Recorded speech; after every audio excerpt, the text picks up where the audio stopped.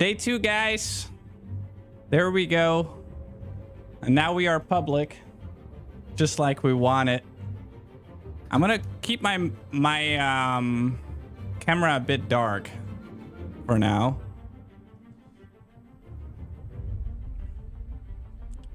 What you can do, Marijn, is just open the chat, I guess. The Twitch chat? No. No, I don't need to see that. Oh, yeah, no, yeah. Our boat, and you know, it's just mute the stream. Yeah. All right. Yeah, I was gonna say last time. Now I can hear what you say live. Yeah. All right. So, at least I now know we can do this. So like this, we'll probably do it. I mean, if I'm still banned on Twitch next year, we'll do it like this. Let's hope not. I don't think I'll be banned for another whole year. That would be wild. But yeah, you'll never know. All right. This one will be over there, and that one there. Man, Windows 11 does have a couple features that are super fucking great. I've been using it ever since the beta. Yeah, I changed, so I finally have a mod that allowed me to move the fucking bar, like the Windows bar, the taskbar, away from the main screen. Oh. Because as a streamer, it's horrible. You cannot have your Windows taskbar in your main screen. Yeah. Dude, what the hell is this guy doing? They're doing the emotes that they have in the game. He was told it was not allowed. Dude, said they No, told him look at the ring in the back. They're doing. Yeah, of course, they want to be family friendly, I think. Yeah. What a guy. Wow. All right. Let me put on Twitter. I wonder if they will T-pose again on the chairs.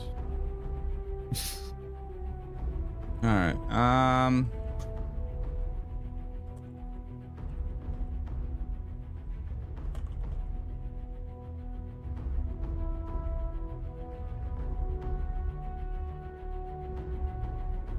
What is your Twitter tag? Let me see. Give me a second. Why is he using his light? What a guy. That doesn't do anything. That's incredible. Blind everyone. What's my? It's the thing is the same as my Discord. And which is?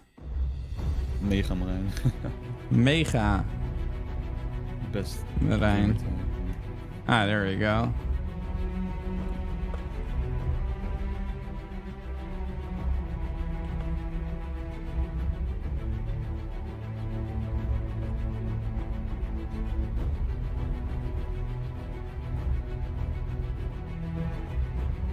All right. I'm gonna post.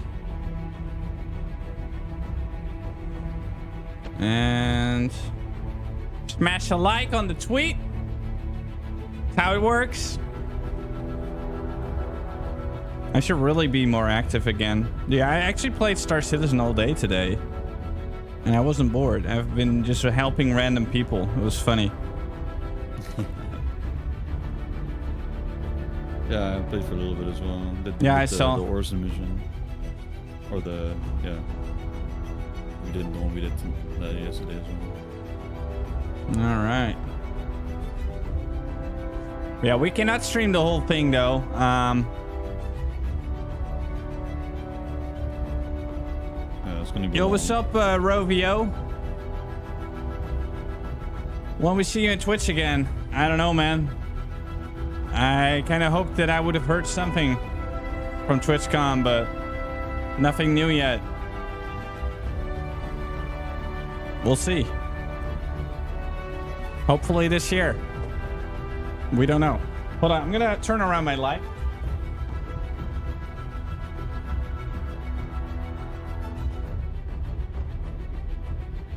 Oh my god.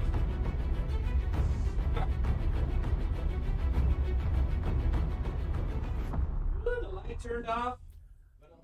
Ladies and gentlemen, Oh shit. please welcome to the stage the person who forgot to create himself an intro, Disco Lando! What a guy. This fucking guy, dude. He also had caffeine in the last 10 minutes. Welcome to CitizenCon Day 2, everybody! Are you pumped? Jesus. Are you psyched? What a guy, man. He's really hyping it Are up. you eating 2 dogs? Hold on, I can't hear it. Get in your seats. It's about Well, to they better start, shoot ladies some and cool gentlemen. shit then. Welcome to Day 2. I'm not going to take up any more of your time. Up first, character advancement with Ian, Sean, Forrest, Andre. Give it up. Bone, start the show. What is wrong with him? Oh my god, the sound, dude. Did you hear that? No. Hello there. Hey everyone, it's so good to see you all again in person. Bald Thanks guy. for coming out. So I'm Ian, I'm the art director for Star Citizen. Ah. Oh yeah, this We're going guy. to kick off the first ever day 2 of CitizenCon. Oh yeah, that's true. by It's the talking first about some time of they the have awesome 2 work days. done by It the was always character just team. 1. All right. Huh. So first let's talk about life in a frontier system like Pyro and how this influences the character designs. Kind of hoped it would start with So we something wanted to create cooler, something but unique hey, we'll compared take to it. What we've seen in Stanton already. We want to give a wider visual palette and a feeling of historical age between the different solar systems. So this chart describes the fashion pillars for humanity. We can see where all suits, armors, and fashion items should belong. In terms of material use, manufacturing technology, and novelty. So you can see Earth fashion on the left, Terra fashion on the right. What's the and frontier schedule fashion today? right in the middle with a little bit of overlap of Earth. Do you So know, Moran? essentially, frontier let me pull it fashion up. is function over form. They are repurposed and repaired, and generally are misfits rather than sets. Outfits are purposeful by having storage solutions. This implies survivability along the frontier. Okay, let's take a look at some of these assets in the game. Ah, videos. I like videos. I don't like screenshots. This looks fantastic, though. I mean, look at the lighting. There's ray tracing in all these videos. Looks so much better. So this is all gonna be about clothing, I think. Hmm. Then the next one's gonna be life in the first person, so everything first person related. So that's probably gonna be really cool. And then after that, they're gonna talk about the flight model, which is probably also really cool. Hmm. So I think we just have to endure this one. And then Yeah. we'll get some cool shit. But who knows? Maybe they'll show some cool stuff here too. Yeah. Maybe. I mean, it looks good. Yeah, it looks nice. You definitely see some ray tracing here and there. Ooh, this is Spyro. Yeah, this looks fantastic. Yeah, But can't all wait for these the preview. NPCs are not gonna move like this. Yeah, they're all just gonna T-pose and glitch to the wall. Yeah. There's even a drunk guy. That's cool. This is the main character.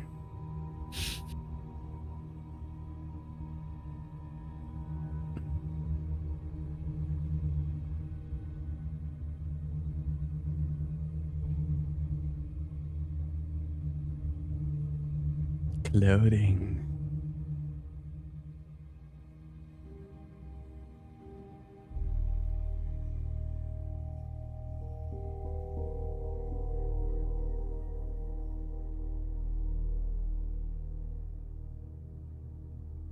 Wow. Wow. Wow.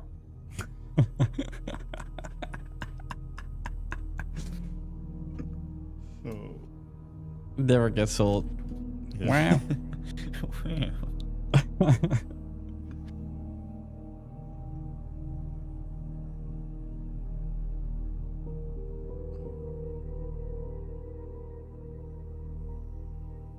Hmm. Dude, that Star fucking Wars vibes. helmet, though. Okay. Okay, awesome. So hopefully you guys that played Pirate Playground, you will have seen a few of those assets being showcased. So as we saw from the video, pouches and storage are a key part of the Frontier aesthetic. Aesthetic, the but feeling of survivability. I don't think But we from have here, we thought it'd be functionality really with cool those. to give if the we would functionality, Oh, but also some customization options. Currently in the So game we can let's take a look sort at the of do video it. we just No. developed internally. And Oh, this there's is storage for in the modular legs. storage items on the player. Oh, more video. Hey, homesteads. this looks amazing. Yeah, this is shit we're gonna see soon as well on the planets. Especially in Pyro. Yeah, because I hate that all the places right now, they all look the same. I mean, this looks so much better. Yeah, this is gonna bring more life to the surface of the planets. Yeah, like actual settlements, you know, and stone Yeah. houses.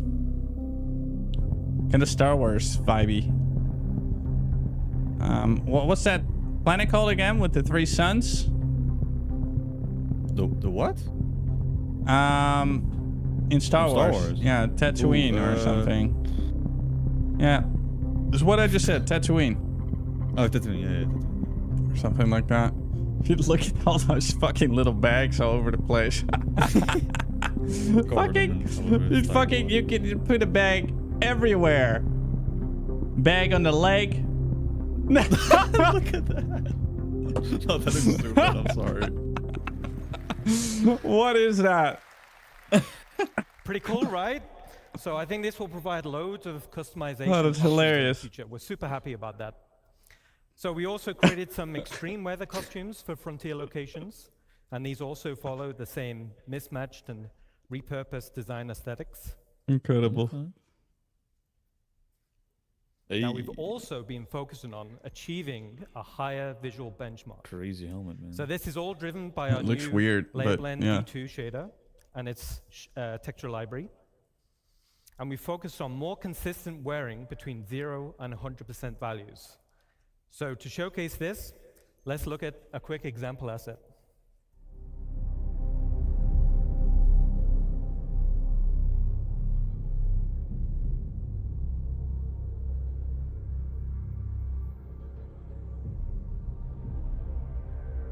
Oh, okay. Opening helmets. But they've shown that so many times and we've never gotten it. But that would be nice to eat and drink.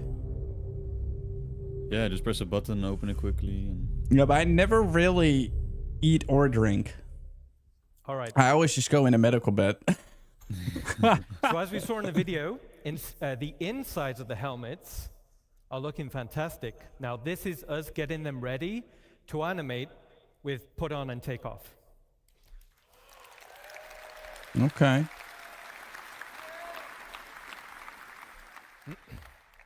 nice. So in summary, Frontier Fashion is expanding the visual design palette for humans, giving a more credible feeling of age and history when you travel across multiple solar systems.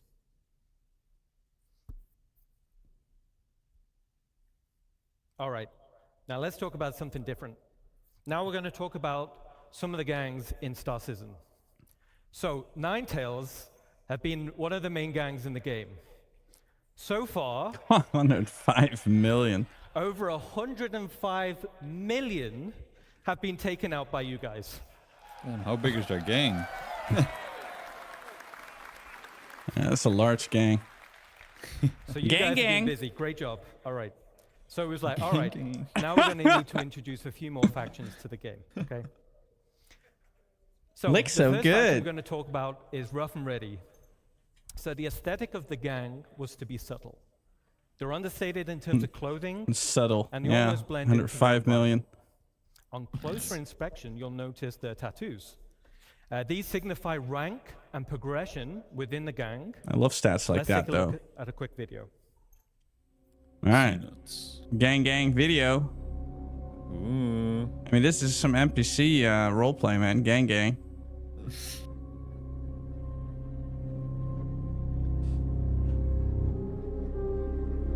Tattoos are pretty cool though, that's funny. I wonder if we can get them eventually. Yeah, that would be weird for them not to. 'Cause you should be able to like join pirate factions or be in a gang yourself. Yeah. Have those tattoos. I love the like the atmosphere. It looks fantastic. Yeah, this is all the pyro station, I think. Yeah. The big main station.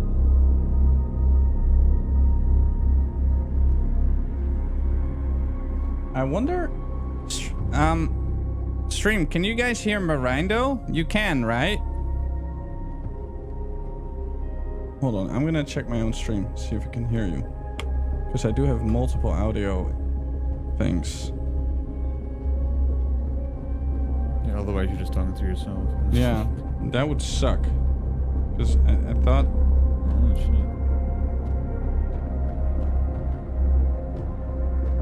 That looks fantastic.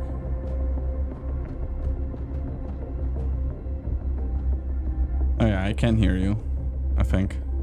Oh, okay, good.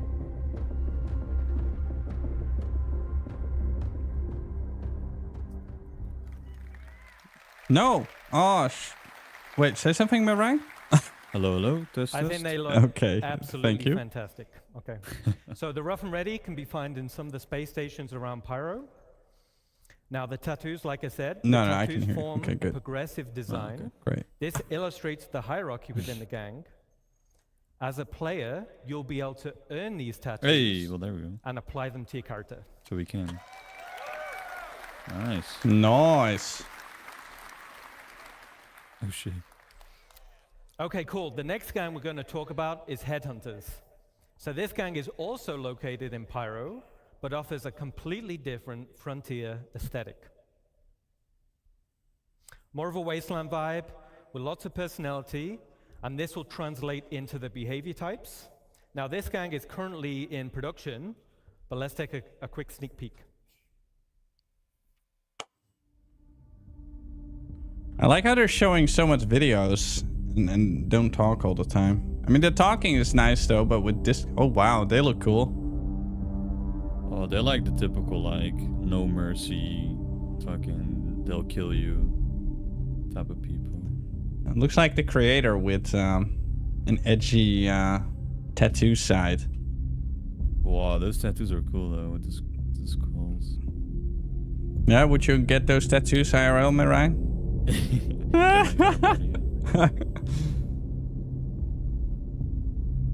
Yeah, I'm gonna dress like this like every day. Yeah, and then go to your Tesla shop. Yeah. Go to work like that.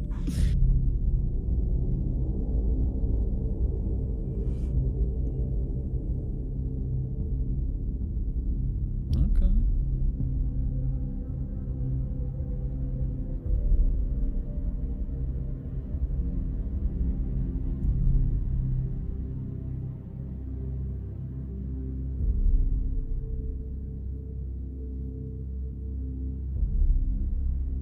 Skin looks so good too.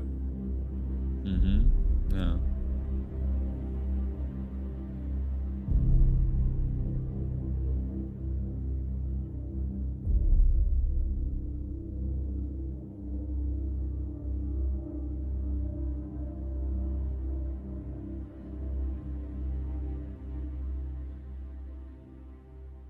All right.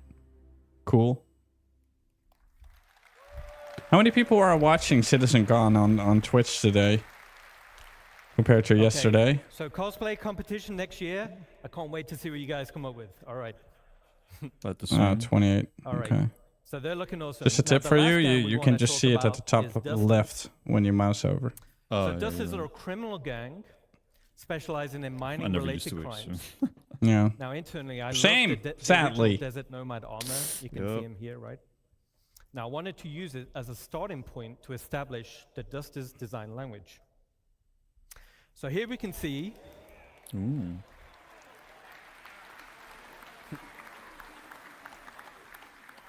So here we can see the Dusters gang lineup, showing armor leveling and rarity.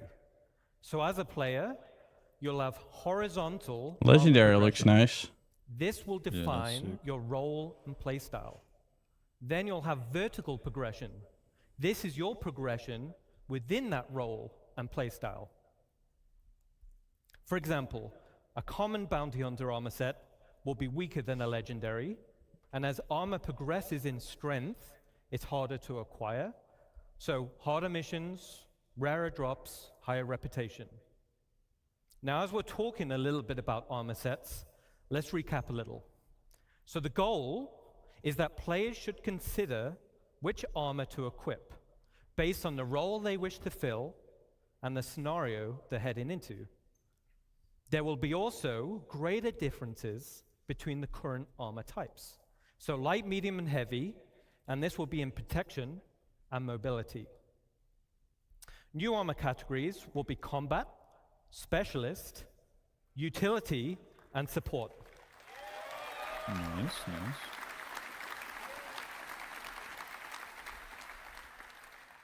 And these will define the type of items that are quickly available on the slots of the suit. Do you still get notifications There when will my also channel be goes up? additional functionality to assist in your chosen yeah. role. Okay. A matrix of armor type versus category will provide a variety of roles, with each providing best-in-class benefits.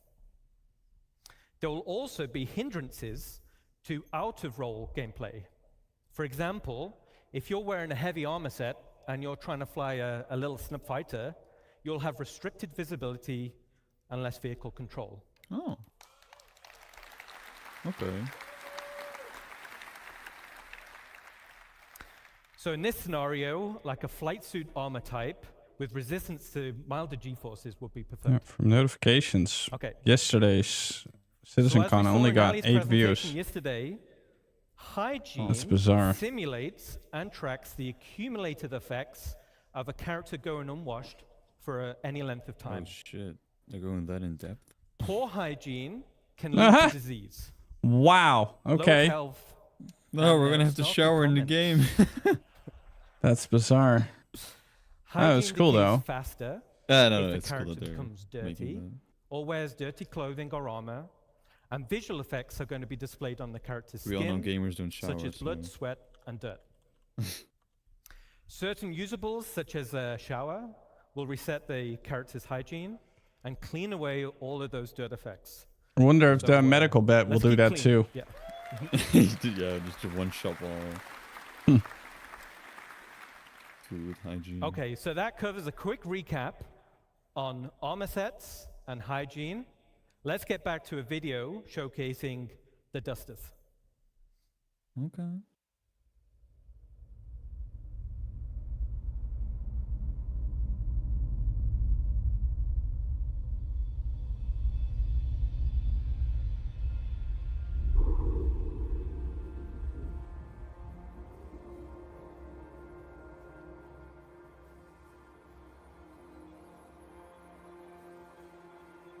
I like the locations, man. Yeah. The cool thing I've noticed is that they said, like, they're really implying that you'll be able to join these gangs. Yeah, that's kind of dope as well. Yeah. Because we can't really do that now. Like, keep No. sort of a pirate, but Yeah. maybe there will be an actual option to, like, go to a person and join and be part of it. And do missions dedicated for them. Gang, gang. Gang, gang, gang, gang. I'm from the Dusters gang. That's cool armor, though. But, I'm kind of curious though. Like, oh wow, look at all those noobs. This is funny.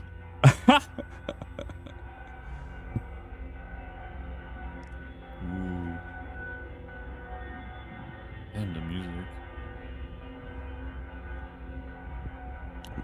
But yeah, gangs and joining them.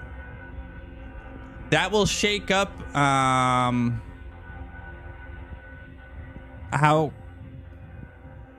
well, what do you call them? Corporations, gangs, The orgs. the orgs. Yeah, there will be like gang orgs as well. Certain Oh, yeah, orgs they've that you already can only exist. be in a certain Awesome. gang. So you'll be But then able you to have find different dusters orcs in scattered around the same various gangs? settlements and wrecks in Stanton, and the dusters will be available Q4 this year. Oh, Oh, what? so well, that's what we're talking about. So yeah, you can join the gang then. And But With yeah, that, but I'll hand there- you over he's to not Sean saying Tracy. that. You guys Is are he? awesome. Enjoy the rest of your show. actually, yeah, because Ninetales is already in the game. You can't really join them. So Yeah. they're just saying they will be in the game. Yeah. Okay. Well, it would be cool if you could join a gang at one point. Hello, everyone. Oh, this guy. Hey, we haven't seen him yet this year, have we? All right, so I'm Sean. Sean Tracy. I'm the Senior Director of Tools and Tech Content here at Cloud Imperium Games in He's Los always fun to Angeles. listen to.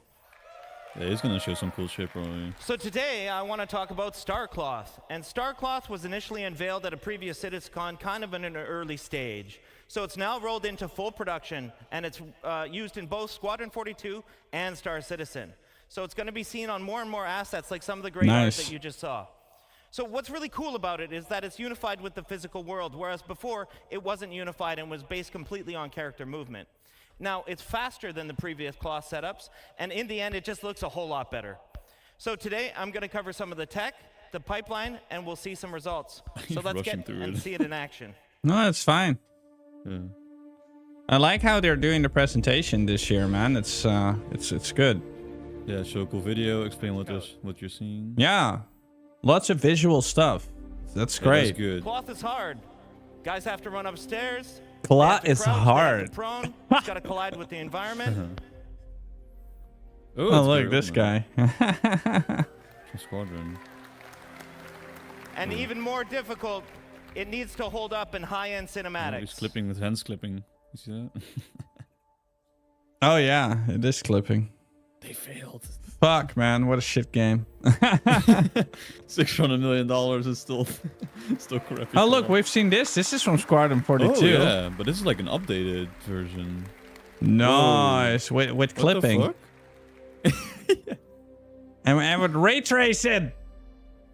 You see how much difference Got that ray one tracing does to a just game? before Oh, some yeah, for good sure, spoilers, yeah. So. Yeah.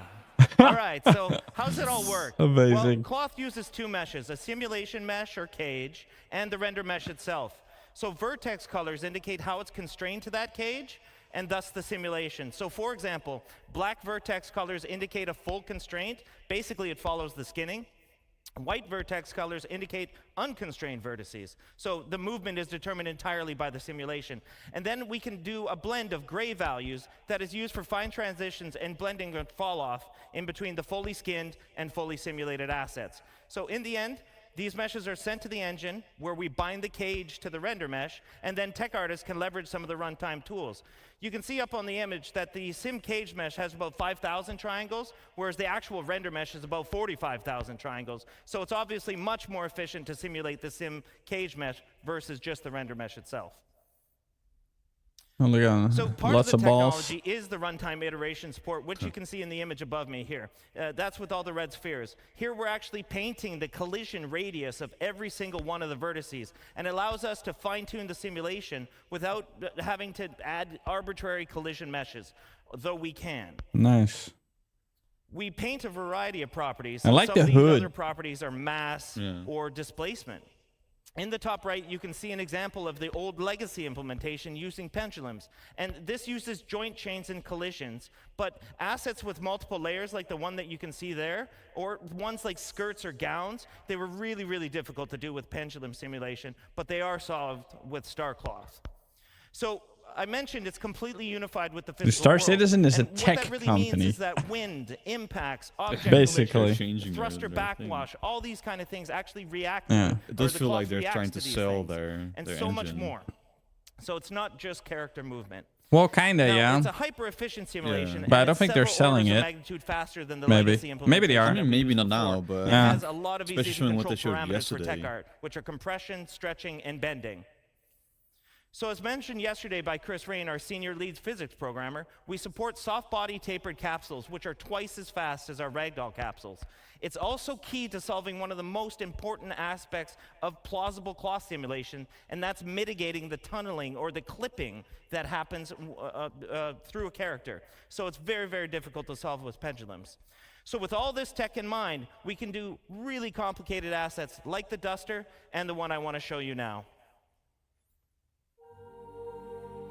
Look at that. It actually looks So fantastic. here you're seeing about 5 different layers of cloth going on and self-colliding between each other. Oh, that is sick. Yeah. Yeah.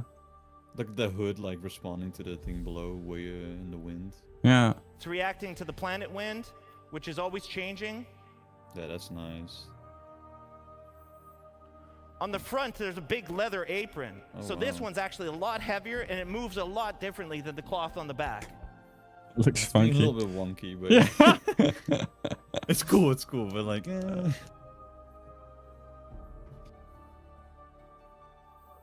So he's walking into the wind here. it's clipping through itself. This guy is And in the end, over-grist. as I mentioned, it just looks a whole lot better. Good shit. Good shit. Star wins. So with that, Star I want to Wars, hand yeah. you off to my Win friend Citizen. Andre Piers, who's going to talk about hair. Oh shit, more hair. Oh. Oh, we're probably gonna see the new man. hairstyles and whatever. Hi everyone. So Hi. nice to be here in LA with all you guys. So I want to start with the question, Andre. okay? How many of you are actually excited that we're getting new hair into the verse? Lead hair artist. All right. That's his. So I'm Andre. I'm the lead artist in our recently formed hair department. We department. branched out from the Hair hair card team and department. created this department. And it's a pleasure to be here today with all of you. How many people work at and tell you that CIG? we're A couple damn hundred? I think proud. yesterday said like What we're 1,000 achieved. something. Wow. It's been a long road, Yeah. but They've That's grown. crazy. totally worth it, okay? Now,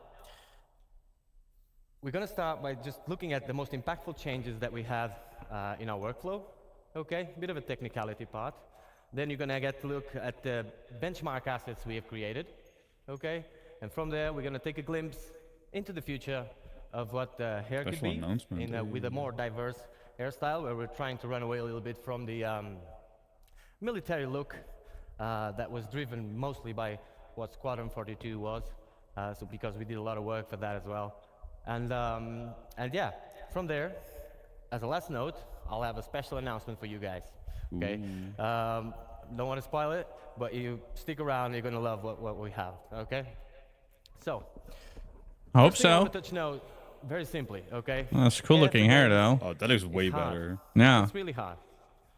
Oh, by the way, did I tell you these are actually game-ready assets in the persistent universe? Oh yeah, Mohawk. Nice. Fully rendered in our engine, okay? Game-ready, performant, ready to be It shipped. just works. Okay. So, hair is really hard, like I was saying. It is a AAA challenge, basically.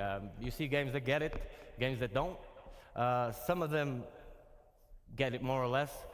Either way, for us, the challenge is the same. We're not different, and the challenge is real. With the scope of Star Citizen, like day-night cycles, all these light shafts, all this MMO, people running around with the hairs, a lot of motion, a lot of fast-paced movement. Yeah, it is hard. But the best thing is, we have arrived, okay? It is, yeah, clap.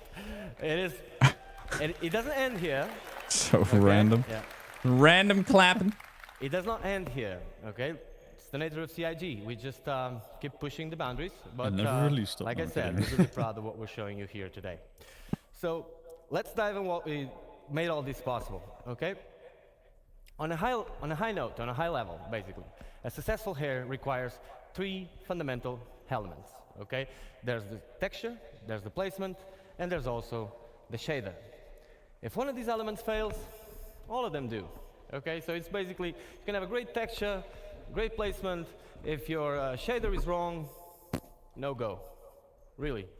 And the same if the texture fails or if the placement fails. So really vital, really important that everything works together. But I good like the thing hair is, by breaking coloring, down the hair into these 3 parts, Yeah. it also allows us to Looks actually clean. go deep into each of them and push the quality up. Or like Chris Roberts would say, bring the high fidelity, right? So, on the texture end, there was a lot of changes. what you see on the top there, the common approach of a AAA game would be to have true black, true white on a transparency map, a bit of taper on the tips and roots, and call it a day. That's what happens in 99% of the games. Now at CIG, we went a bit further than that. We tested all the thicknesses that were actually Of course, they had to go further. reasonable to test, of course. And Overkill. the hair doesn't need to be thin enough. It just needs to look thin. I mean, if they can pull it We do off, need why it to not? be thicker enough, thicker than Might the as real life well. hair, because if you take one of the hairs, you'll see it's really thin, right? So it does need to be renderable. That means if it's really thin, it will be sub-pixel rendered at some point. With the motion and all that, we will get a lot of artifacts. And so that would be a no-go. We do need it to be thicker than in real life. But can we make it look thin? That was the question. So we came to the realization that from hair, or from scalp to hair, and from hair to the background, so these 2 points, the transition points, are the most important ones for the hair.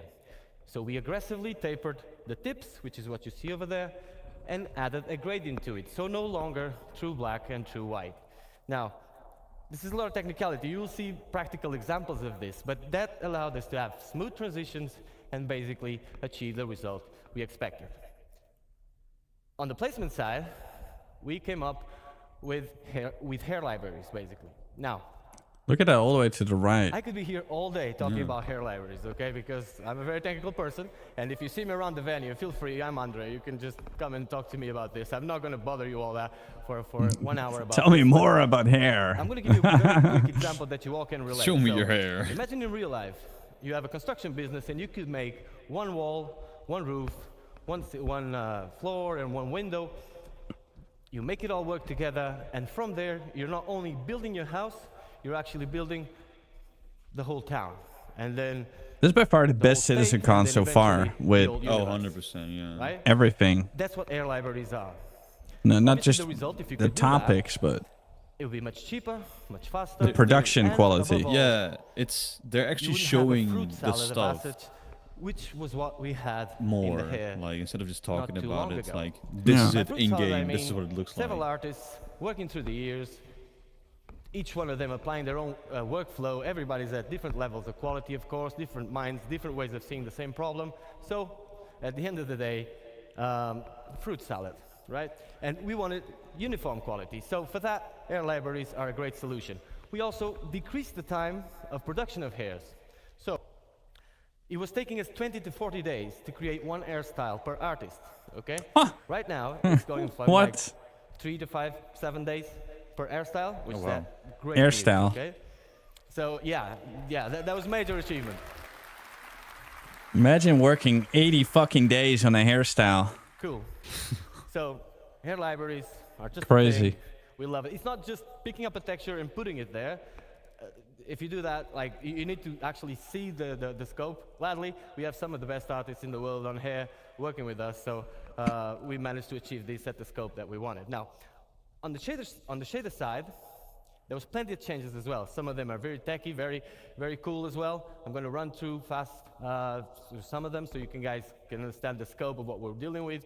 But let's just understand, like, at bake time, so bake time is prior to runtime. Runtime is where the game runs. Bake time, we're preparing the asset to actually put it in the engine. At bake time, we calculate the custom normal and we store it per vertex. So each vertex gets a custom normal. That makes, in a practical sense, for those who are not too technical, it basically makes the card, the air card, not look like a card. So the normals is help with the way the light reflects. We kind of do more smoke and mirrors on it and make it look not like a card by just making it that way. Now, on the ambient occlusion, we store two baked ambient occlusions onto the color channels of the vertices as well. Now, each vertex on a mesh in any I wonder game how many hairstyles has they've got for us. a color to it. Okay? I'm guessing you might more use it or than we not. have Imagine now. in a car, you have a trunk. You can I wonder use if it or there's going to not. be It's up to you. If you hairdressers don't, in the it's not serious game. to use the car You can without change using your the trunk, of hairstyle. course, but if you have a luggage, Yeah. you can put it there or in I the wonder back how they're seat, gonna whatever do you that. want. Now, we decided to use this because it was free. The trunk was already there, so the vertex color was already there, and we just decided to store two ambient occlusions on it. These two ambient With occlusions the, work just this kind way. of like World of My Warcraft. Just hair, a like hairdresser long shop. hair, obviously needs more shadowing, or less shadowing than a dark hair, right? And so we store two. The length of the card is now baked onto the last one, and that gives us a metric of where the card starts and ends, and allows a lot of cool things you're going to see on the videos I'm about to show. So, one last thing before we can start looking at videos is that, Look at that. and this is really creative. Ooh. Total credit for the people, for the tools programmers. But that looks I so personally have good. nothing to do with this. This was already That all the way exactly to the what we right? done. It's absolutely amazing. So, we have an hairstyle that was ready, that you can see over there. And we have a hair cap. An hair cap is basically a mesh on top of the character's head, which is invisible, transparent. It is just there. Sometimes we use it for shadowing. That thing has an UV. And so we project the hair, or where the hair starts, onto that UV, and gives us that image that you see on the middle, right? And so we now have a 2D space that relates to a 3D location. Meaning that if I want to have hair like mine, which is white on the sides and dark on the top, I could just paint this part and get it white on one side and then dark on the top, which is an insane advancement, because cards normally are stacked on top of each other. So when an artist is placing cards, if you paint one card to make it white here, well, it's going to be stacked on top of the other, and you're going to get spots all over the place and no control over it. So this allows us to give control. And what you see on the last image is the possible results. For example, now I can paint one side of my 2D representation of my 3D space and get this possible result, which is pretty amazing. So, Nice. I mean, when it comes to hair. I'll mostly next be video, wearing we're our gonna take a look spacesuit. at our tools, okay? This is not the way it's going to be exposed to you guys in the character customizer. You will know more about that later, okay? This is the tools we use we are able to actually create the hairstyles. So let's take a look at this video. Ooh. All right, there we go. Let's see.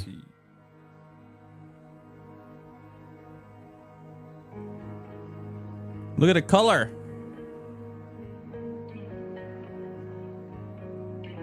And their hair looks great.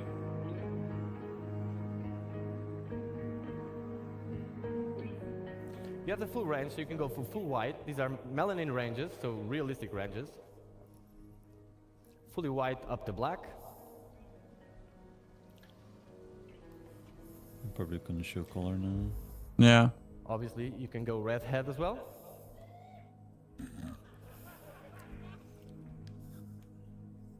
Get out of the way. Yeah, I'm gonna play as a ginger. Dye We also have a feature. dye feature where you can see all the things we talked There about we go. implemented. You can go a bit more wild on this. That's pretty cool. Ah, looks nice. Full RGB. Yeah.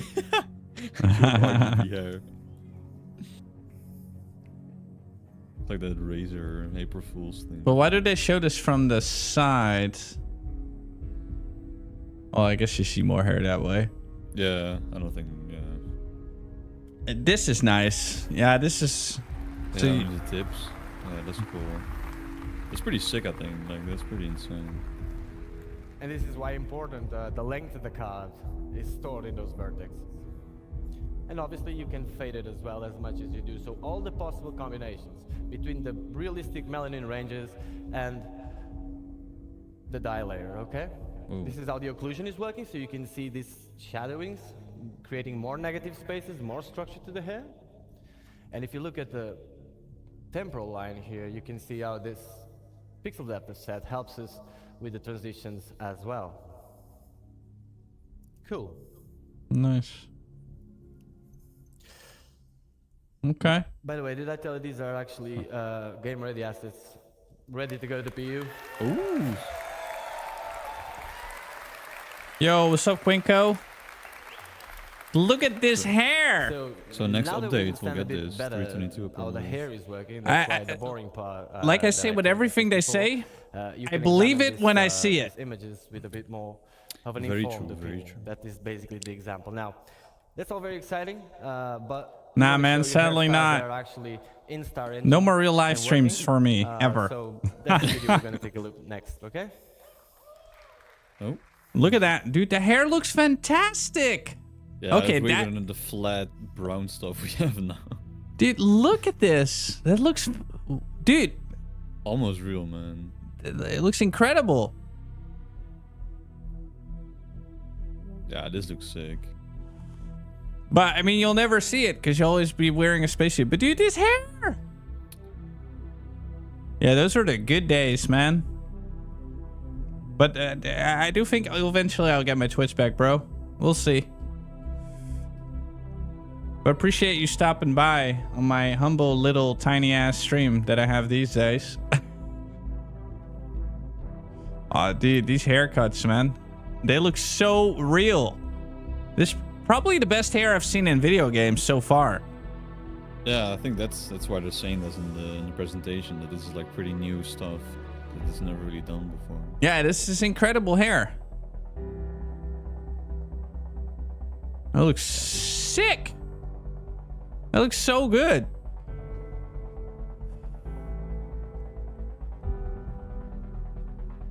Dude, even my hair doesn't look that good in real life. Shit, no, I'm jealous. Fuck. And look at the scars as well. Oh yeah. Or like if like this haircut and have like a tattoo on the side of your head.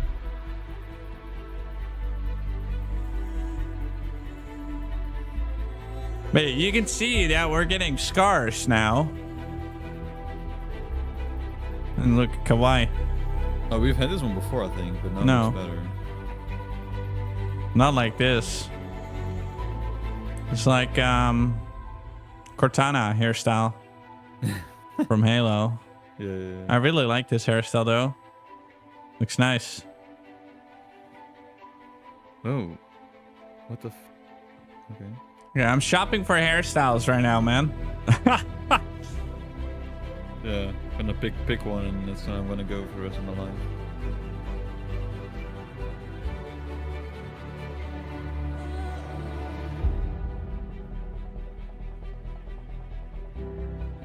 And the girl hairstyles look fantastic. Yeah. But this hairstyle would be ruined instantly when it would be windy. I wonder how the Yeah. hair like this would react on the wind. I was just gonna say, yeah. I think they might show that as well.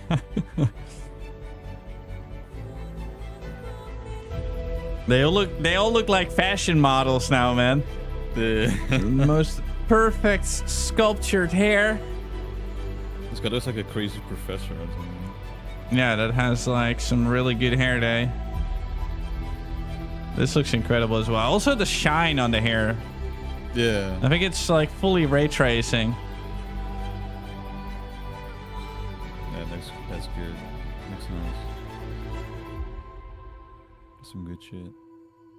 That looks incredible. Nice.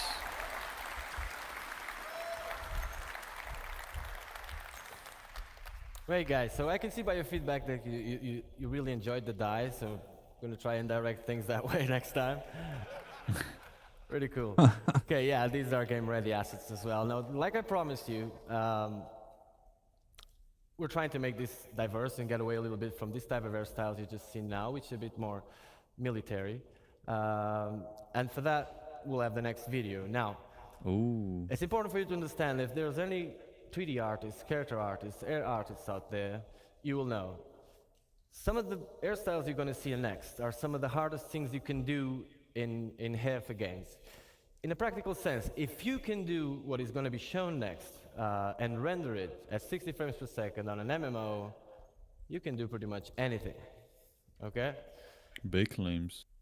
It's our glimpse into the Dude, future. Of fuck what server type of meshing. we want to achieve. We're not only Hair going for meshing. this style, but just showing you that if this style is one of the directions, Citizen. then the full range will come.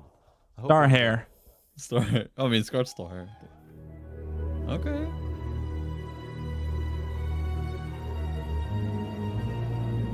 Some music. It looks good though. Yeah.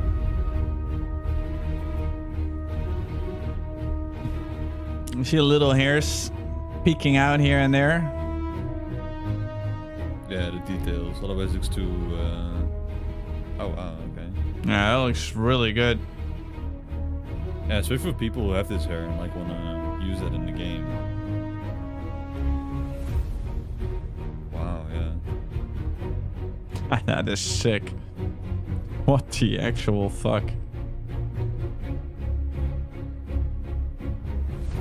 And they're really doing like a hardcore smackdown and like fuck you guys, this is what we've been working Yeah, on. dude. You've waited 10 years for hair. Let's go. We've made it, boys. We've made it. No, but it's sick though. I mean, they're doing everything, so. Yeah, I know. Yeah, exactly. Yeah. It's the little things. Oh, that looks good. I mean, I usually don't give a shit about hair, but this looks great. Oh no, I'm probably gonna pick the most basic ass haircut, but still, like. Yeah, like these days I don't even customize my character because I know they're gonna reset anyways. Yeah, no, I just want to click save and just go. I don't even But care. with I'm this, gonna see my character with anyway. this kind of hair, I'm definitely picking a hairstyle. Okay. Thank you, guys.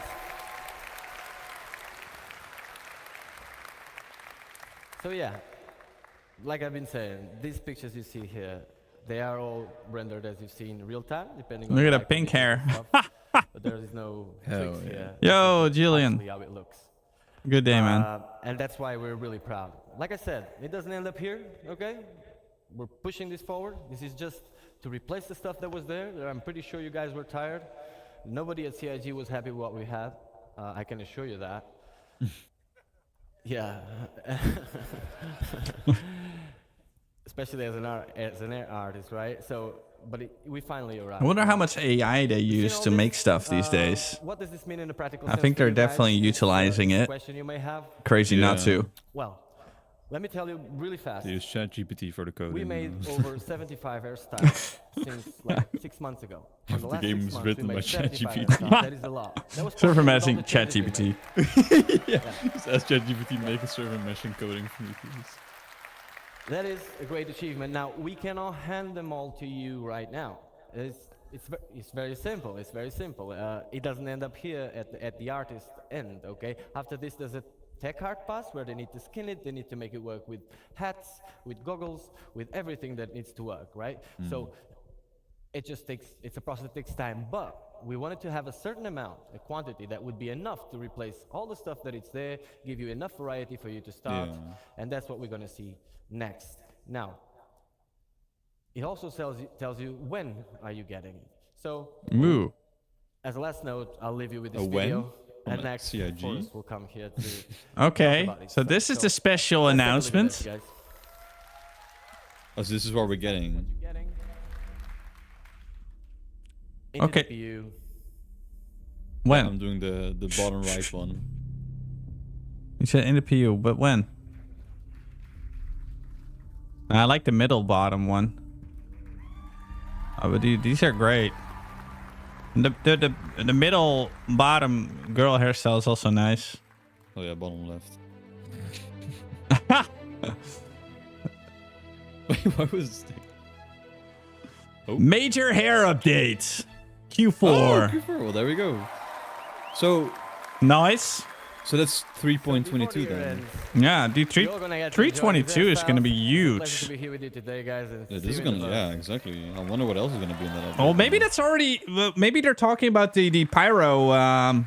Another round of Play. applause for Andre and getting new hairs Yeah, into the probably game. together with the pyro. I Yeah. can't wait to put new hair on my character, I'll tell you that.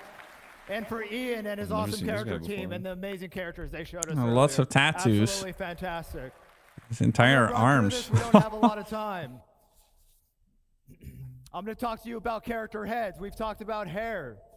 We have talked I was about going to show the outfits. scars I'm now. going to talk to you a little bit about the heads and our pipeline and Let's getting see. us from the actors that we hire to Look at that. do the photogrammetry all the way to the game characters. So we have a DNA pool, Holy shit. expansion, and customization. I'm going to be taking you through.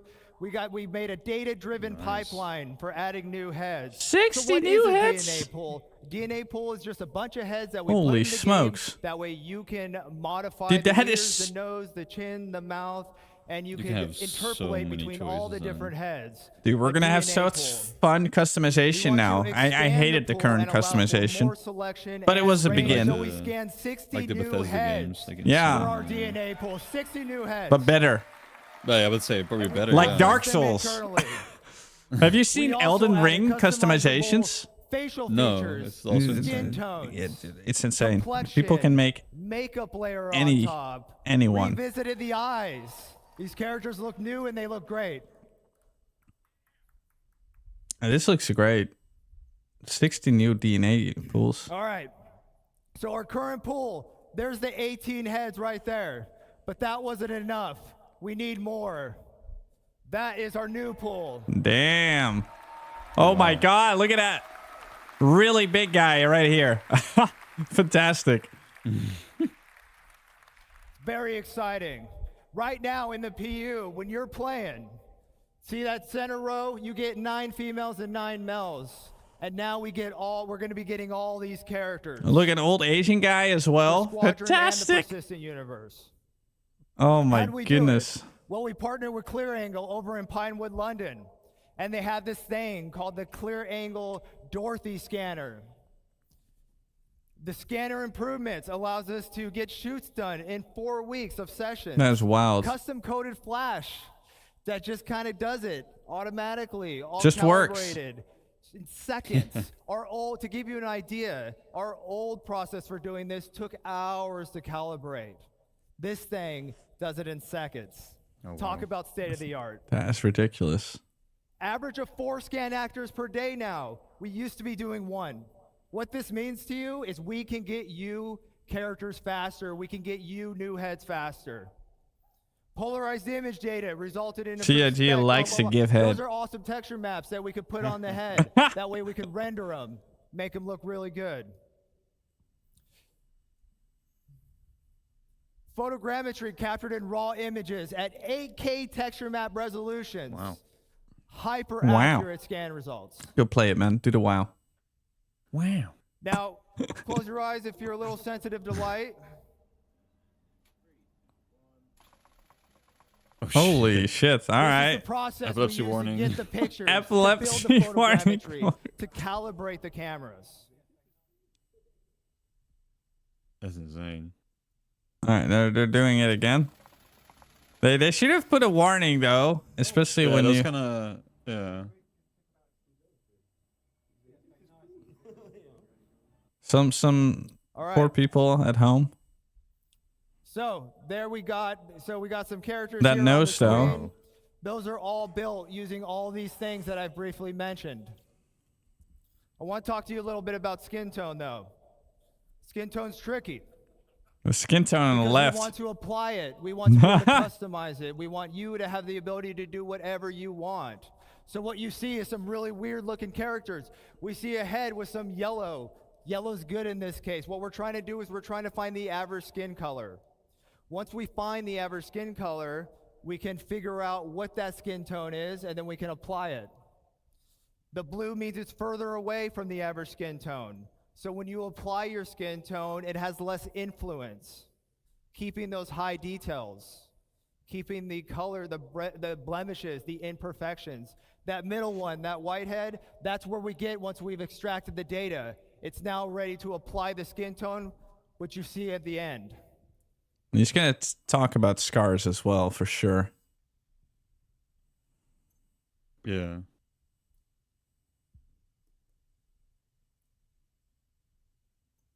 It's crazy, man. The tech that we have these days, that this is all possible. It's pretty crazy. Holy crap.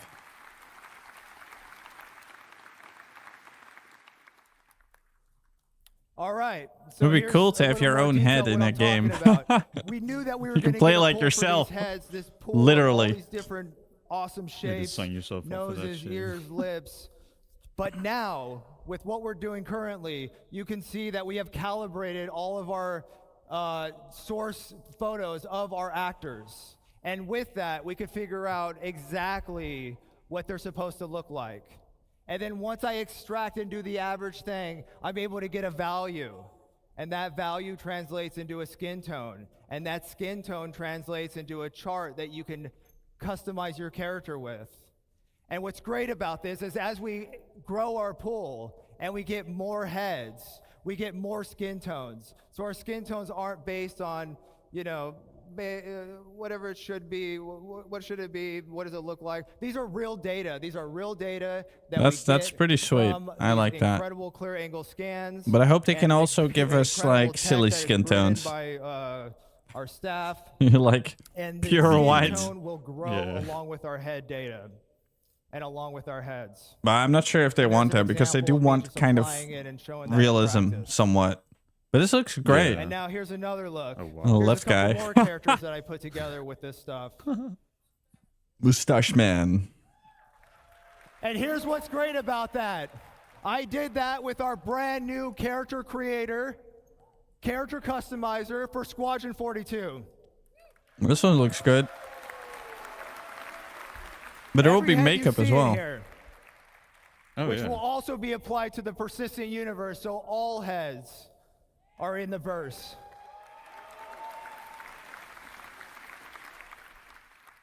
And as you can see right here, here's a little scene I put together using the outfits, using the hair, using the skin, using the heads.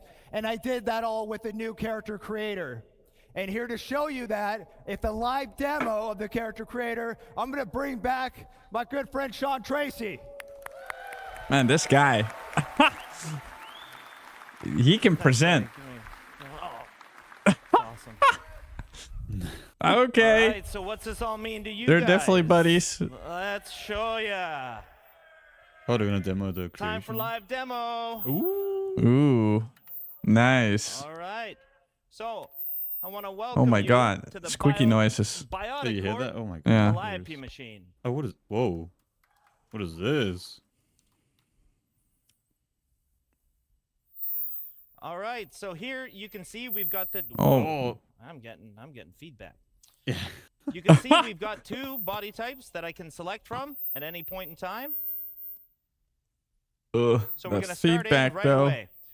Now, you might recall how the character creator currently works. You would have a whole bunch of source heads from our DNA pool. We would select one of the facial shapes, and then we'd blend it up or down, depending on how much you wanted that certain facial shape. Now, this was pretty good, but it's not the most intuitive of systems. So instead, what we wanted to come up with was a much more intuitive way to control this. And what we've now introduced Oh, look at that. is sculpting mode. Nice. Oh, that is great. I love that. Yeah, So- that is Wow, cool. That's crazy. It's quite interesting to know what's going on behind the scenes, and this wasn't an easy problem to solve, but our animation programmers love and tech this. artists and everybody came together, and they figured out a way to basically make it so that from the DNA pool, we are making a selection based on what you want out of it. So it's going on between all the different options. Now, I'm going to start making some changes here. But look at right that. away. There on the ear, So there's I wanna multiple wind up things you the can do. nose. You can see that it's all very intuitive. It's fast to use. I'm going to make the lips a little bit bigger here. There we go. Something like that. I think that looks pretty good. I'm going to adjust the brow here. Maybe make a little bit of a heavier brow. Now, we can adjust the eye shape. We can go more almond eyes. We can go more oval. We can have a heavy lid. You know, I can find a whole bunch of different options within here. So here, we're starting to look pretty good. I want to give him a little bit more of a hero chin. There This we is go. fantastic. I'm liking that. Yes. That's cool. All right. So, not to spend too much time on that, I want to show you some of the other features. And speaking of features, we go to our skin tone. So finally, you're not just selecting a preset skin tone. You can move this through is the whole great. gamut of the lookup table. And this is melanin and hemoglobin at the same time. Yeah, this is cool. Love it. So at the very top of it, I've got a texture slider. So instead of the whole head sort of selection, we can go between all the different textures. Now, Wow, like that's Forrest mentioned, such we're gonna difference. have 30 of these for one body type and 30 for the other body type. So here, I'm kind of like That's his face, though. Oh, I like this one. So here, and I'm just going to set a skin tone that I kind of like. Something like that. That's cool. All right. So the next step in our skin tone is the complexion. And complexion, we've Look at added that. freckles.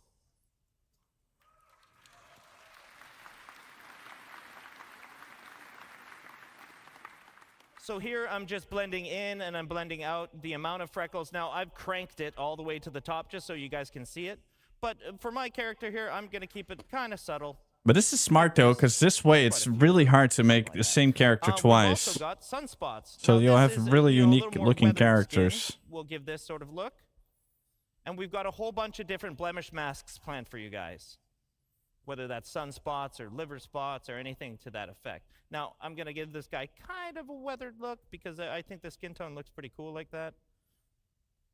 Yeah, I'm digging that. All right, so next up, eyes.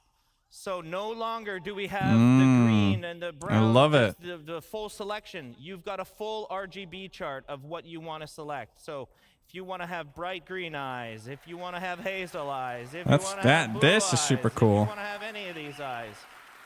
This is all very, very nice. So again, we can go with deep browns. We can go with sort of a steely blue, which I'm kind of digging for this skin tone. I quite like that look. That's cool. Dude, this is actually fantastic. Oh, well, we'll get into some funky colors. Don't you worry. All right. So one of the other things we've added, and it was mentioned before, we've added a makeup layer. And with the makeup layer, we're totally inclusive. Any of the body types can have makeup. Now, I don't want to spend too long on it here because we're going to get into it in a couple minutes. But I just want to show you sort of blending that in, blending that out. But I think we'll get it in the DNA or features. So next, as Andre talked about, we have all the hairstyles that you could want. So I'm just going to pick a couple different ones. There's a reality for some of us and another reality for another one of us. There it is. That's what I want my reality to be here. Something like this. I'm digging the mohawk, though, for this one. He's got a bit of a Mr. T look to him. I kind of like this. Yeah, pity the fool. All right. Oh, look at that. Look how happy they are. So the it might go clapping. without saying that we've got beards now. So if you want to select a full beard, you can select a full beard. If you want just mutton chops, you got your mutton chops. You want your handlebar, you got your I'm definitely making Kratos, man. I promise you that. So we've got all the different beard types that you could want, and we're going to add as many as you guys really want. So I'm kind of digging the full beard for this guy. Yeah, I'm digging the full beard for this guy. Even further to that, we've got eyebrow selection, which is, nice. I mean, you could go with no eyebrows. That's a very real. You could have bushy ones. You can have a little bit more, normal, kind of straightforward ones.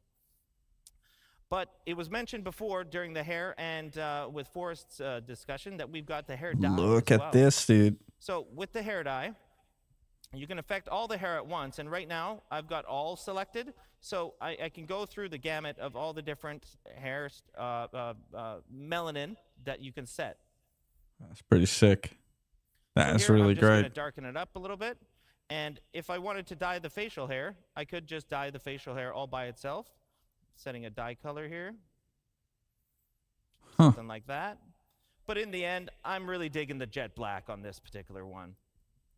So I'm going to frost these tips a little bit. I think that's going to look kind of cool. Let's set a bit of a blonde here. Turn up the dye amount. And then what's really cool about this, and I'll show this in a minute, is that we can actually control the fall off of it. So again, if I just want this on the tips, I can just blend it. Dude, that is fantastic. That is actually super dope. So there we go. That's clean. He looks a lot different than how that started, and I think that's actually pretty fun. Now, there's a lot of stuff in here, and I can't wait for you guys to explore it and spend as much time as you want customizing. You actually made a decent-looking character in no time. You're done, you've got to sign off a personal declaration that the physical appearances that the calliope process has allegedly caused are okay with you. So let's go to our next body type. All right. Oh, female. So I'm going to go to town here real fast. right away. And you might think it looks a little off or so, but I don't know. We're gonna get there. Let's make some changes here. Gonna adjust the bridge of the nose, maybe a little bit of the cheekbones here. That's maybe a little extreme. Let's go back here, something like that. And I'll make the lips a little bit smaller here, and I'm gonna lengthen that chin for a little more of a triangle kind of face here. So you can see, you can tweak to your heart's content. You can spend a lot of time doing This looks like an evil lady, man. And, I don't really like the brows. I like a little bit softer of a brow for this particular character. And that's looking pretty good to me, actually. So next, just like we did before, we go into features. We can do the skin tone. I'm going to select a certain texture here, just because we got to get going on time here. Let's go. Something around here is looking pretty good to me. Cool. All right, we go into the complexion the same way that we did before. So we start with the freckles. And I kind of like a real freckled appearance on this particular character. And I'm going to turn down the sunspots. So we move forward to the eye color again. Ooh, I'm really digging the green. Dark green. Yeah, I like the green kind of look. And we get to the makeup. Now, this is where I wanted to spend more time. Now, I'm arguably not very good at this, but I will do my absolute best to show you guys how you can use it. So first is the eyeliner. So the eyeliner, we can do any color. You can go as crazy or as chill as you want to go with this. But for this particular, I'm going to go quite dark here, just in the dark sort of fuchsias and purples. Here, we'll do in the inner lid eyeshadow. And that, I'm kind of keeping the same theme, I think. Yeah, and we're going to do the same thing with the broad eyeshadow. So again, we can go as crazy or as calm as you want. So what I've had good success in doing is kind of having it cranked, and then I just pull it back to a little more of a natural blend, something to this effect here. Next is the lips. We can do the exact same stuff on the lips. Now, what we have is a whole bunch of different makeup masks, and you've got 3 different channels within those masks, so basically 3 different colors that are affecting different areas of it. Now, for the lips, we can go with the same sort of theme if we wanted, and I think I'm actually kind of digging that. And let's go on the lip liner, a little darker. And then lips are a lot more glossy. So we can increase the gloss there, so that looks a little more like a... That's actually a really good makeup for a game. That's pretty cool there. And then, like I was doing before, I kind of just pull it back a little bit. But he'll do the finishing touch with the hair. So next... I think we're good. Yeah. I think we're good. I have no business doing that, that's for sure.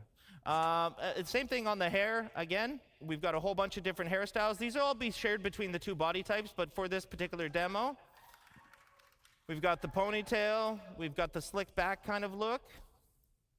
This one kind of goes through the ears. Yeah, I'm not finding one I'm really digging yet. Ah, yes. Yes, now we're talking. All right, so cool. Now, again, we're fully inclusive here, guys. So, if you want facial hair on any body type, you got facial hair on any body type. That is up to you guys. You can give her a mustache.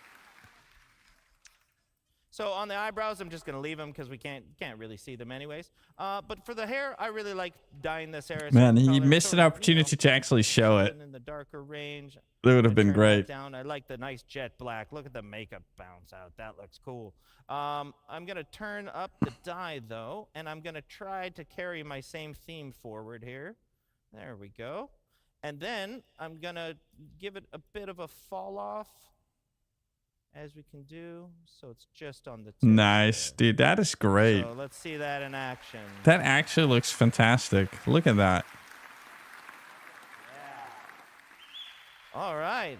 So now, you know, at first, we weren't sure about that character, right? But in the end, I think she turned out, definitely. So you go to a review, sign off your declaration again, and head to game. So you know, I'm really lucky to be able to sit in front of this. And again, it was a huge amount of work from tech art, engineering, designers, and specifically the squadron feature team that has done all this work. And one of the cool things to note is that we use this now internally as a tool. That's why it's me up here demoing this. This is our tool internally for creating all these heads, for creating all the NPCs in the verse. Because as Chris put it one time, he doesn't want his NPCs to look lame. He wants them to look cool. And this gives you cool looking characters. Thanks a lot, guys. You can say about Chris what you want, man, but at least he gets shit done. After 10 years. Ha! Wait, what the hell is this shot? What?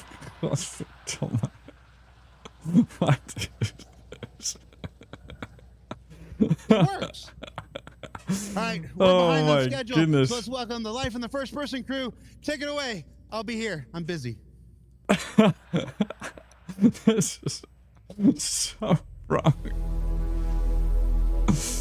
Okay, so live in the first person. Let's see what that is about. Hello, everyone. You know, am I too early? No. It's a real pleasure to be here at CitizenCon in person. I've had so much fun. Thank you all. But my name is Jens. I'm here from Manchester. Wonder what I'm gonna this talk is to you about. Some improvements to play traversal. So we're going to start in 0G, where we've been rebuilding the EVA experience from ground up. Look at that. So the first thing you should see EVA, is we've made the, finally. exit from gravity less disorientating. Finally, they're showing some EVA shit. Hell Oh, yeah. we're gonna face plant. We made it. All right, so we made the re-entry much more forgiving. The new UI looks fantastic. So this EVA has a new prone lateral pose, and this is really important to us because it allows us to get close to surfaces. They showed this last year as well.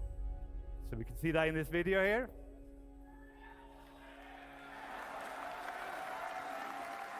Okay, and as it gets to the end, we're gonna jump off. Okay, here we go. Into that, and this smaller profile lets us get into spaces. So much motion blur, though. Not easily with the old EVA. We're gonna traverse through here, thread the needle, and also the collision is much more forgiving. We're gonna slide off at slower speeds, so we're not gonna be spinning away. Okay, big reveal. Love this station. This is amazing. This looks And we also adding incredible, grips, man. So in interiors, you might be able to hold on to grips to do interactions and walk between the grips to get better control. Now, thank you very much. That looks sick.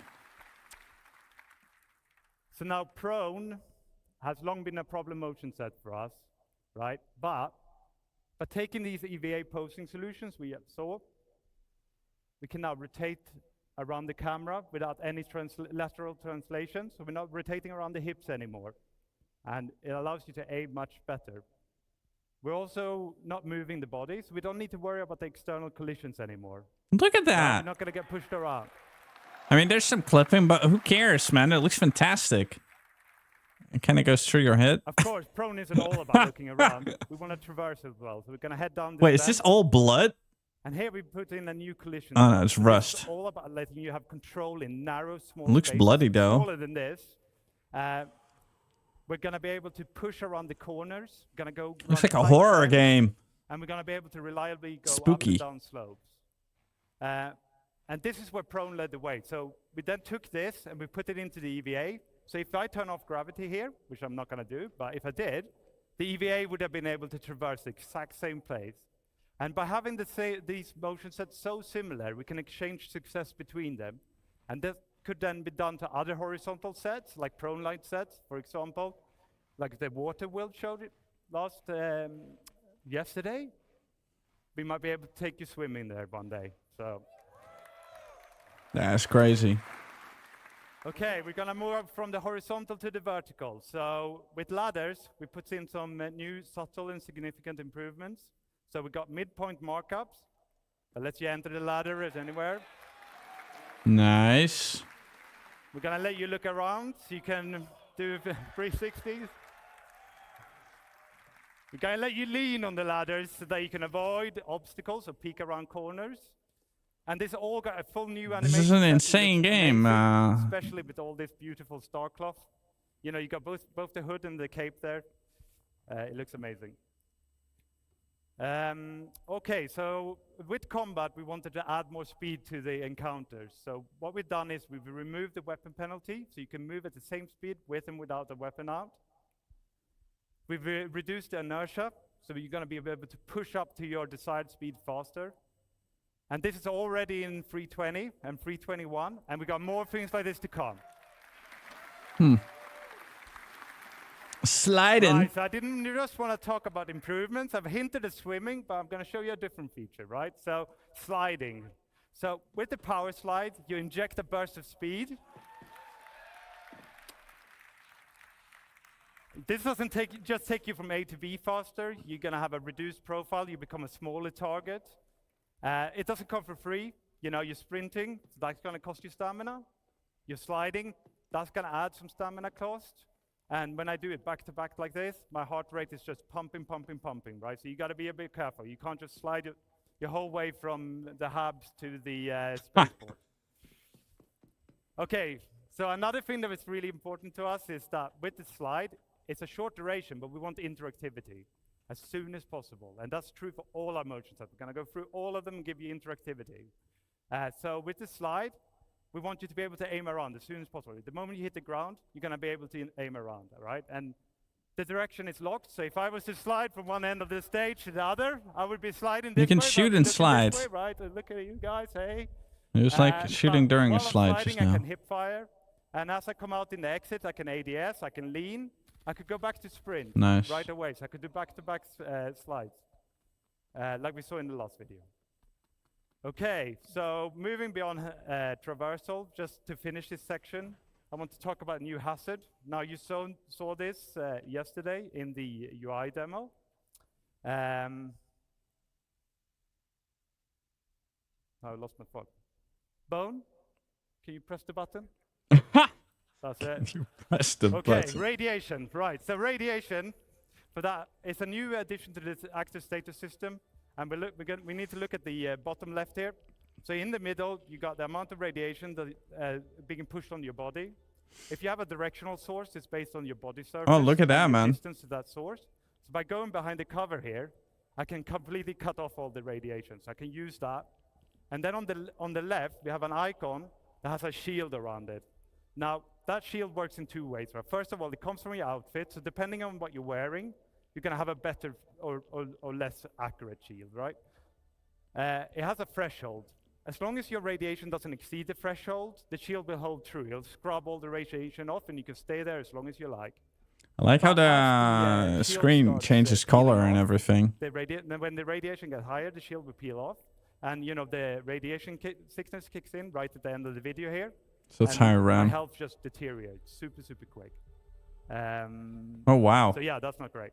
Insta died, okay, almost. so we're gonna see some more radiation in the next section. So I would like to welcome Inesh up on the stage. Thank you very much, everyone.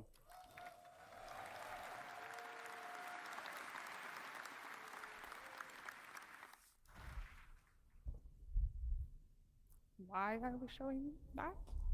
Okay. Hello, everyone. My name is Ines, and I'm a gameplay programmer here. Wait to start. Why are we showing that? To tell you all about. Thank you. And I'm here today to tell you all about the features we've been working on so random. to improve the player interaction experience with the physical objects in the world. So let me start by telling you what we've made to make it easy for you to identify super oversized hoodie. That's a character. Introducing the new interaction prompts, which are AR cards that appear over the objects as the player gets near them. These, combining with scanning, will help the player to easily identify the interactable objects in the scene.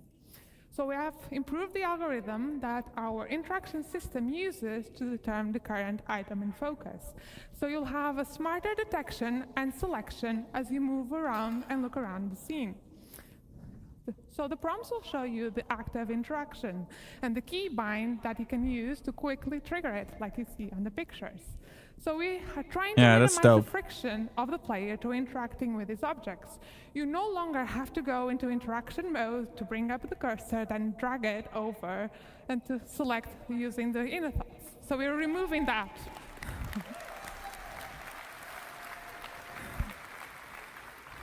So what happens if an object has more than one interaction? Well, for that, you can just simply hold F, and this will bring you the new interaction wheel. So this is our new interaction wheel. It will be focusing on the item.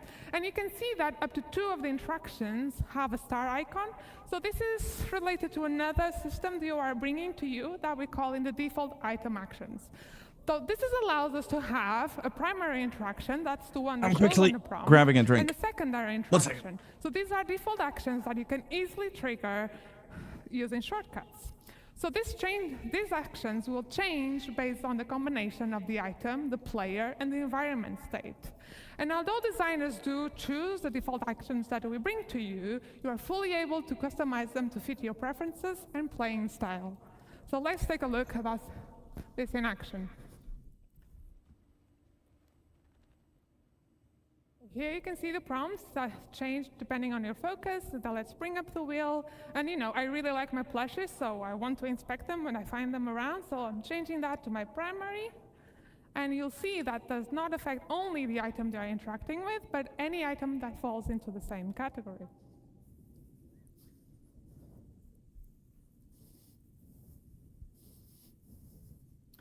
Go next. OK. So I've shown you some features that improve. Thank you. So I've shown you features that improve the readability and easiness of interacting with the objects in the world.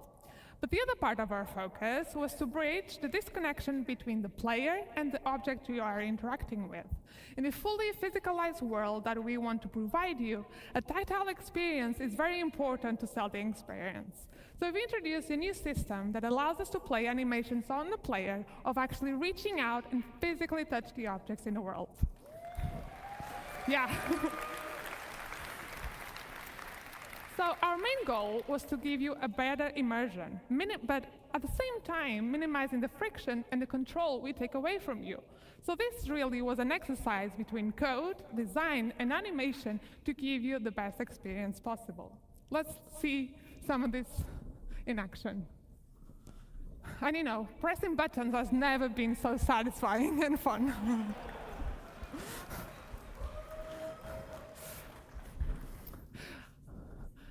And I just kind of like go. All right, what the fuck did I miss?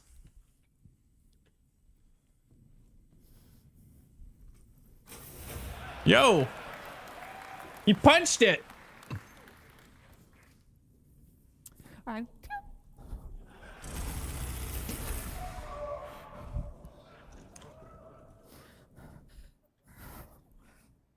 OK, so let's continue with this theme of tactile experiences. The next thing I want to talk to you about are usable interactables. So usables are objects that have existed in our game for a very long time. And designers have had a variety of tools to build these really interesting and complex sequences for the AI. But up until now, what we could do for the player was very limited. So this past year, we've been building up our tools that provided for designers, that designers could build these really interactive experiences but for the player. And the advantage of using the usable system is that anything that the player will be able to do, the AI will also be able to do. So let's have a look at a simple demo that one of our designers put together to see what we can now achieve. So in this scenario, the player has to go forward but can't go forward because of the toxic water. So he has to go over to the valve to turn off the Looks water. incredible. So before, we could maybe play a simple animation when you interacted, but now designers can give full manual control to you. So you, by pressing specific inputs, you will be driving the system. So, but this is not enough. We needed to be able to give designers a way to translate what the player is currently doing and affect other objects in the world in specific ways. So this is what is happening here. As the player is turning the valve, is controlling the flow of the water that's coming from the pipes. And what should happen when the player is no longer in control? Do we want to keep the state, revert back to the initial one, or maybe trigger something else altogether?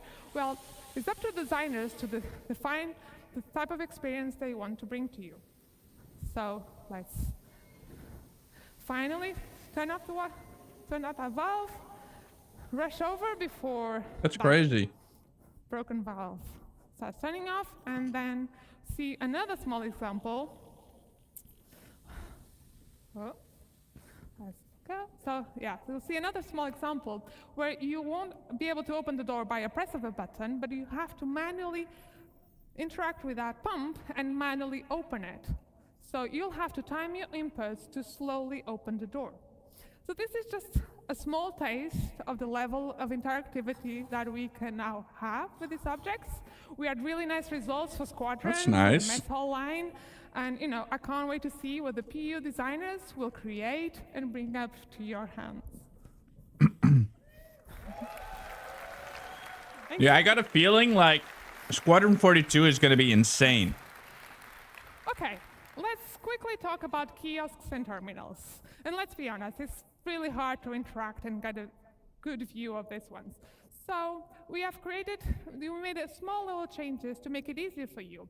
We've created a new focus mode that will walk the player to perfectly align with the kiosks. So we can better perfectly frame the screen on the viewport. At this point, the interactive screen will steal the input focus until you actively chooses to leave. So let's take a look at this in action. And look at that when you trigger it, and like, yeah, so this is a very small quality of life improvement, but it will make it much easier for you to interact with its kiosks. And finally, let's talk about looting. This is our new looting screen. It's not replacing the inventory. A lot better. But it will be used when you're looting a body or any other lootable that you find. So much better. So specifically designed to improve this experience. So since looting I hate looting right now. during FPS combat, especially if you haven't fully prepared ahead, we wanted to make it as easier and quick as possible, so you could spend the minimum amount of time to grab any items you need from your target. So it displays the current loadout and a simplified version of the inventory. Looting favors speediness, while the inventory is there, so you can fully manage your loadout. So we're still actively working on it, and this is especially on the UI and art, but I want to give you a little I love sneak this. peek how this. I really like this. That's great. Actually good. I love the gun sound as well. Okay, let's go over to divergence. So you see the player loadout is on items are on the bottom, the target is on the top. You can if you hover the different widgets, you'll see a tooltip that with the different quick actions. It does open a bit slow. You can just simple press. Yeah. It should open a bit quicker. Much easier. So yeah, you can quickly press to just equip or swap. You can even use your mouse wheel if you want to change the target. You can drop anything, store anything. That's the only thing I quick noticed, actions. but And yeah. You'll see in a minute that we also can trigger ammo repooling. So this will grab all available ammo, either from your target or from your inventory, and will fill up the magazines in your loadout and get rid of any empty magazines. So yeah, it's looking really good. Yeah, so it's looking really good, and I can't wait to see the final art. So that's all from me, so thank you so much for listening, and I hope you have a great time.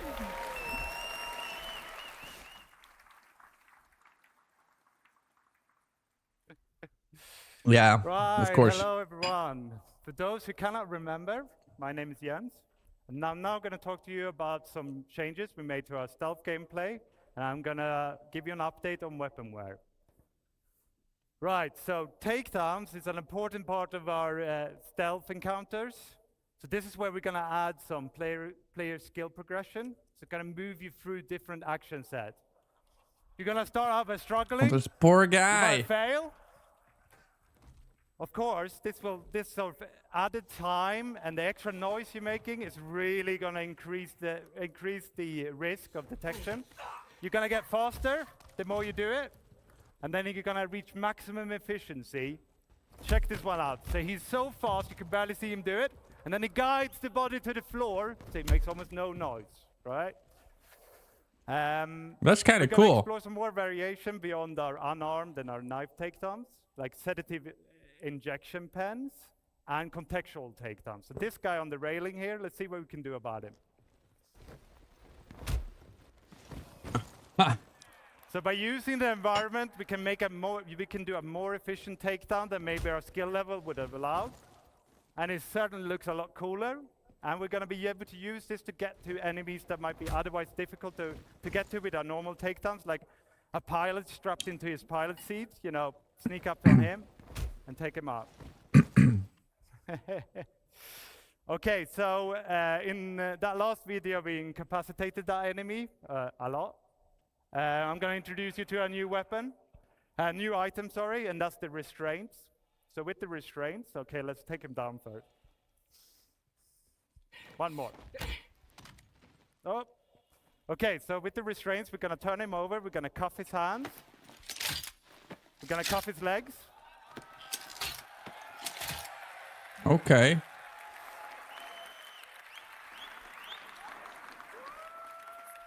Now, if he wakes up, he can't chase us down, right?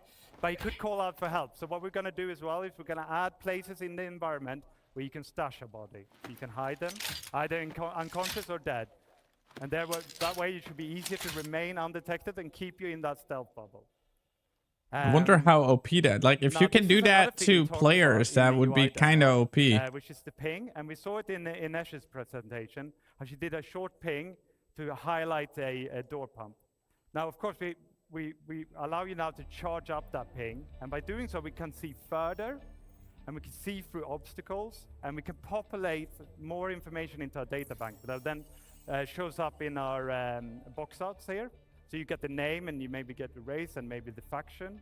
And you can use this information to figure out where is the weak link, which enemies can I take down without being discovered. There's a risk here, okay? So there's a charge up time, means you can't do it all the time. It's going to recharge slowly. You see the bar at the top slowly going down. Until that goes all the way down, I can't ping. I can't even do a short ping. And it's going to spike my emissions or my signature. So an enemy with the right equipment or tech level might discover me. Okay, so that's cool. Let's move on to some talk about weaponware. So here we're going to see a simulation of a weapon getting more and more worn over time. We're going to expand this beyond weapons to other FPS items like your armor, your clothing, your helmets. In actual game, this would be triggered by weapon usage, right? So the more you fire your gun, the more worn it's going to get. And this is going to affect its efficiency, it's going to affect its reliability, and it's going to reduce its resale value. Why would you want to sell it? Each item is gonna wear it at its own rate. And no selling. Its own rate. So you could have a worn rifle with a pristine scope, or a pristine rifle with a worn scope. Check this one out. It looks fantastic, though. But I didn't really see much difference. So the geometry isn't the only thing that's gonna change as your weapon wears. So here we're gonna see a pristine Gemini pistol in the little window and a worn one in the big window. And you can see the visual effects. It's belching out smoke here because it's very worn, right? It's telling you, you know, it's time to get this one changed. And you should be able to hear the audio as well. It's get growlier. Okay, on to some consequences. So it's not all visual, so we're gonna start with misfire. So the first thing that's gonna happen is you press the trigger, your gun doesn't fire. The second thing that happens in this video, you got, I hope you guys know what's happening. So he goes, and then it goes click. That's the bullet getting lodged in the chamber, right? So we gotta fix it. So it's telling us to fix it. We're hitting the button, our enemy's firing on us. So you got some options. You don't have to fix it. You could holster your gun, you could pull out a new gun. You could use that new looting interface that Ines showed to grab a better gun. Okay. Poor dice. Okay, I'm gonna finish this section with the features that's tangentially related to wear, and that's the dirt accumulation. So here again, we're going to see a simulation of dirt accumulating over time on the same rifles we saw before. But in the actual game, this would be based on your activities and the environment you're in. So if you're running around in a sandstorm, you're rolling in mud, you leave your gun outside proper storage, it's going to accumulate dirt. And that's going to increase the rate at which I don't see it. So the dirtier your gun is, the faster it will wear out. Oh, you kind of see it. It's not super clear. Frost. So let's take a look at this one as well. Oh, or not. I see it slightly. Okay, so yeah. So in the future, it's going to be really important that you keep your guns clean and repaired. I'm now going to welcome Zach on stage, and he's going to talk to you more about the FPS weapons. Thank you very much.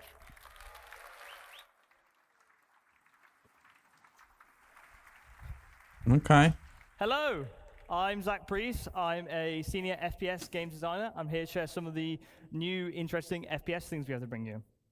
So if you play modern shooters, you'll have noticed that the quality bar has gone through the roof in recent years. Things from visual recoil to VFX, just overall general weapon feel. As you know, we recently did a pass on our weapons to get them a bit more up to speed, but we couldn't hit that quality bar that we really wanted to, because guns are violent in nature, and we couldn't portray that as much as we wanted to. So we made a new tool, and it allows us to show the violent nature of weapons while creating greater weapon-to-weapon variety. So this new tool also integrates better with other systems. For example, you just saw like wear and dirt and things like that. And I'm extremely proud to show you the new weapon recoil. Oh god. So this is the old P4. It kind of falls a bit flat. You're not really getting that like oomph that you want, but you've probably shot this a million times. I have never shot this one, probably. Now the new P4, maybe one or twice.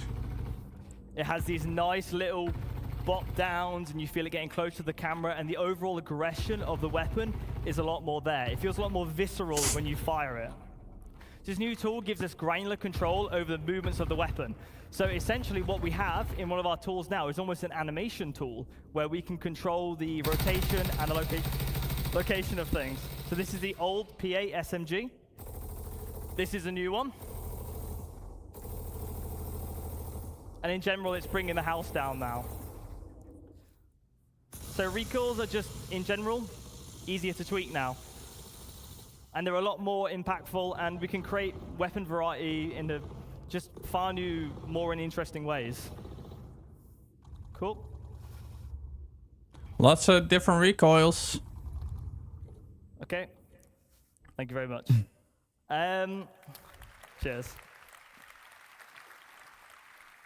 We also have new procedural animation over our ADS. So previously, if you play right now, you basically have a linear pose-to-pose transition. And sure, it's there, but now we layered some of this procedural stuff on top. So for example, if you have an SMG, it can come up a lot quicker, it can flick up, you feel really cool. LMGs can be a lot more heavy. So before it basically just do, move from pose to pose, but now we can keep it longer down here, bring it up slowly, and overall it just feels like you've got an LMG, or it feels like you've got an SMG. We're just using things like, ease in and ease outs, and just give more life to the overall weapon. Oh, there we go. And we also have new iron sights. So, nice. sci-fi weapons are chonky. They're full of detail. They look really cool, but a lot of that detail can potentially get in the way sometimes. So you've seen, this is a change to the Kana, where we have raised the weapon sight and given what we call the target acquisition window more room to breathe. So if you're aiming you can at actually see the amount of bullets you have. Optics aren't a crutch anymore. So you can see this on the Ravager, and you can see this on the Custodian.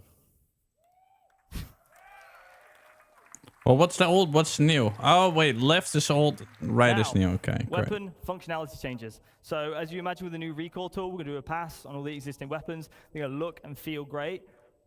But while we were looking at our weapons, we also realized that some things don't necessarily, align with their manufacturer, right? You look at something like a Gemini pistol. Now, Gemini overall, it's rule of cool.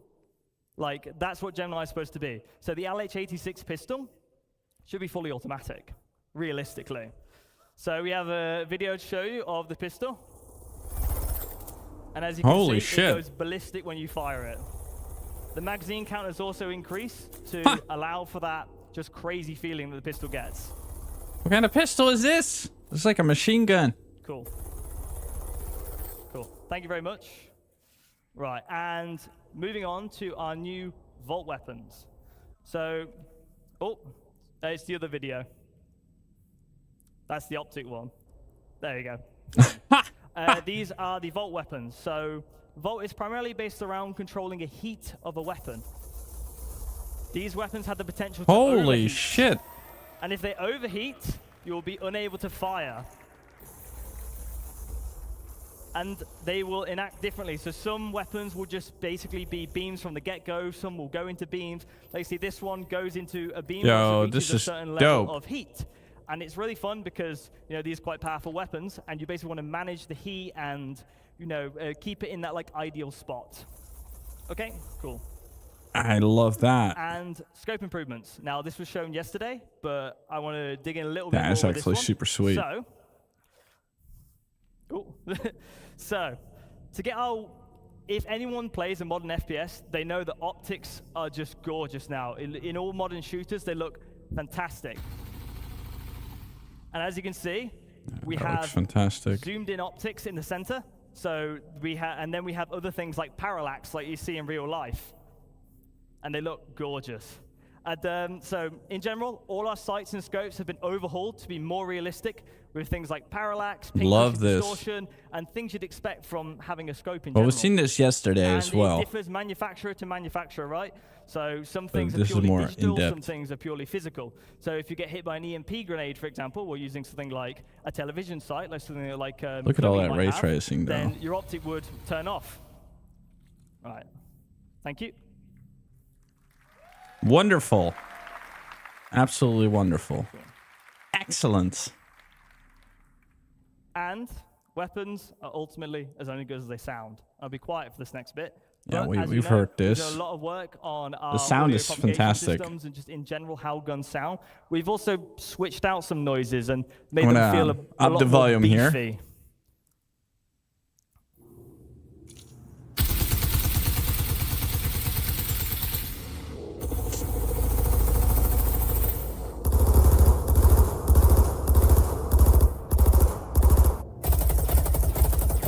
Yeah, that one sounds fantastic.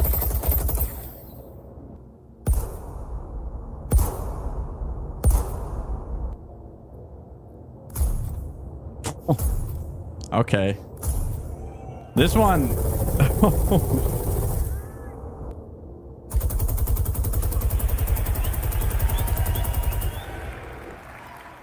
Fantastic. I think all of California heard us there. Dude, I really like the sniper. Backpack reloading. In real life combat scenarios, you often grab magazines from other surplus areas. I want to simulate that in our game. So, to show you this, we have something called backpack reloading. If you run out of ammo in Star Citizen, you have to open a menu, put things on. It's a little bit clunky, it's a little bit awkward. So, if you have magazines in your backpack, you will now be able to grab them at the price of a longer reload animation. That's super, You will super also be able cool. to tell when you have a backpack reload coming up because it will be displayed That's on the inventory genius. with the backpack symbol. So there's no surprises, no I really catching up. like You have all the that. information you need.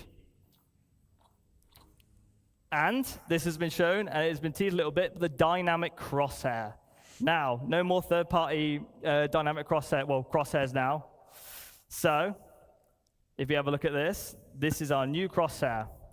It's a crosshair that fits the aesthetic of Star Citizen. It's a crosshair that follows the barrel of the weapon, so you'll see exactly where a bullet is going to land. And it's projected from the visor using AR. Some visors won't have access to this crosshair. That Some is will use cool. modified combat lenses. So if you don't want to use the crosshair, you can just use a different visor. As you can see, it works with recoil, and overall, it just looks gorgeous. Dude, that is clean. Cool. Cheers. And on to more data Wobbly things. Corsair. We're going to provide an improved PvE experience. The accuracy calculator for NPCs is coming over from Squadron 42. Some people have been playing it in the venue and here, and I've been harassing them, whoever's doing the hangar mission, to get their feedback, and it has been overwhelmingly positive. We also have new NPC archetypes, what we're temporarily calling the Juggernaut, which is basically a very high damage resistant enemy that has an LMG or a shotgun. As soon as they see you, they fire, they walk up to you. And overall, it's been playing amazingly, and I'm really happy for you guys, well, I'm really excited for you guys to get your hands on it at one point. PvP, we want to increase the time to kill. This allows for more varied weapon balancing. You know, we can lay it into like sort of different aspects of the armor more. At least a higher skill ceiling and less. I like this. Death. It will no longer be a game of whoever shoots whoever first. No, man. Speaking of which, it's not released yet. We're reworking but it's getting them. We're aware it's frustrating, and we are pretty damn good. Rework the system slowly to work beautifully. And we're also working some other highly requested PvP changes. There's actually some insane changes coming. To say, a lot of this work has been dialed in. Squadron 42 is in a very good state, and we're bringing this to you soon. Now, over to the AI director, Fran, to share some exciting updates on combat AI. I mean, GTA 6 also takes about 10 plus years. I think GTA 5 took like 10 plus years. It's normal, man. Good games take time. So, and that's I'm okay. Francesco Roccucci, as you said, and I'm the AI director in CIG. It's a great pleasure to be here with all of you Starfield guys. took forever, and that flopped. So what we're going to do today is to explore how all the work we've done for Squadron 42 is going to flow into the Star Citizen experience. So we wanted to make I personally want this game to succeed, because if it does succeed, it will raise the bar for a lot of games, which is great. So from the player it's good for the gaming industry if this game how many new succeeds. opportunities you have. And now it's interesting to see how the NPC are going to react to that. So the goal of Star Citizen is to build a breathing and living environment where your actions matters, and the NPC you will find in the universe needs to have the same opportunities and same limitations that you have. So when we play a game, we want you to spend the time that feels memorable, that feels special, right? Something you can remember and talk about. So we want you to give you a challenge to overcome, but also a challenge that is fun and doesn't feel repetitive and boring. So when we look at FPS Encounter, we want to build variety. We want to give the designers, like Zach, the ability to craft combat scenarios, not just to put NPC in the level. And we need to make sure that he can tweak something such that he can experience the unique play style and the play space that you have. So Star Citizen can benefit from tons of unique environments. So for those environments, we want you to have different type of fun. So what we look at today is show me what kind of fun. Some of the tools that they have to achieve this goal and bring the AI to the next level. So the first tool we're going to look at today is the NPC trait system. So we spoke about this in the past. So it's mostly NPC we have now available stuff now. for designers the initial set of traits they can use to influence Look at that the Bengal, behaviors. though, So in the those background. are some of the ones that are available to the designers. Today we're going to focus on the combat traits, because we have traits that also apply to the peaceful situation and the social environment, but those are the ones that influence NPCs during a combat scenario. And traits, you can imagine them as characteristics NPCs have or don't have. So through the usage, we can make sure the combat feels different from one encounter to another. Traits in tech-wise, are just traits and tags that we can apply to character instance, character classes, but code can also apply them automatically based on specific rules. For example, if you see somebody with a rocket launcher, those will apply, an example, the sentry trait automatically, because those weapons are weapons that work well at range, so you want them to not push forwards to you. So they allow to block, or actually, they allow or they block specific section of the behaviors to run, but they also influence the likelihood of some logic to happen, or they modify the outcome of specific actions. So let's imagine we want to model a pirate faction, something that you can actually experience in the Pyro playground. So we want them to feel aggressive, but also not very trained. They are not very military. So how do we do it with the traits? We can start adding to this faction either the aggressive or reckless trait. Those are traits that increase the risky behaviors. So for example, fighting more in open space, or expose themselves longer when they are in cover. We can then assign to some of those pirates the fire obstruction trait. As you've seen, for example, in Chris Rain's presentation during the CTG demo, like we have now destructible environment. So what the NPC will try to do is to keep shooting at the position the enemy has been hiding into. So you will see destroying environment, but you will also see them being less careful and managing their ammos. For others, we could use the undisciplined trigger finger trait. So this trait is, for example, meant to convey the inability to control their weapon when they are emotionally engaged in the fight. And what it will cause is them to trigger the weapon much longer compared, or you know, also just a bit longer compared to what the behavior is asking. So being bad at preserving their ammo means they will also run out of bullets much quicker. So this offers interesting opportunities for players because they can now shoot at them while they reload or while they scavenge the environment. So traits are building blocks we can use to define how character, faction, or encounter should feel. And designer can now create a wide variety of encounters for you guys to enjoy the game. So I want to paint a picture for you guys. Holy shit, So this look is at the this. bunker mission in Pyro, right? And we have a set of enemies that are defending the environment. So this is imagine an infiltrate and destroy mission. Those guys are there defending the bunker. You need to take it over. You need to basically kill them all. You are now fighting against enemies that they defend the environment. So before we go to the next slide, imagine the same environment, very similar enemies, but different traits, same behavior. So now you are defending an environment and they are aggressive towards the environment. They want to take it. So what you will see here, Zach created a mix of enemies, some equipped with, for example, shotgun and aggressive traits. Now they will push towards you. They will force you to take actions and to react to them. They reload. He's just still standing Some will cover in up. the open. Obviously, this is with God mode on, so Zach was not dying. So this is possible to set up with a tick of a box. But this is not just enemies, because in Star Citizen, we want you to hire your own crew members. And those crew members, those characters, will have different personalities, different traits, different training level that they can build up. But when you look at their traits, we want you to see their strengths and their weaknesses so that you can pick the one that either match your playstyle or compensate your playstyle. Compensate your playstyle. So one good thing that we want to show you today is the medic. So there are some NPCs that can carry, obviously, med pants, but not everybody is able to use it well or wants to use it in a specific encounter. So we want to tweak this, and we have the medic trait. Here we combine a lot of the tech that we have spoken in the past, usable tech, behavior tech.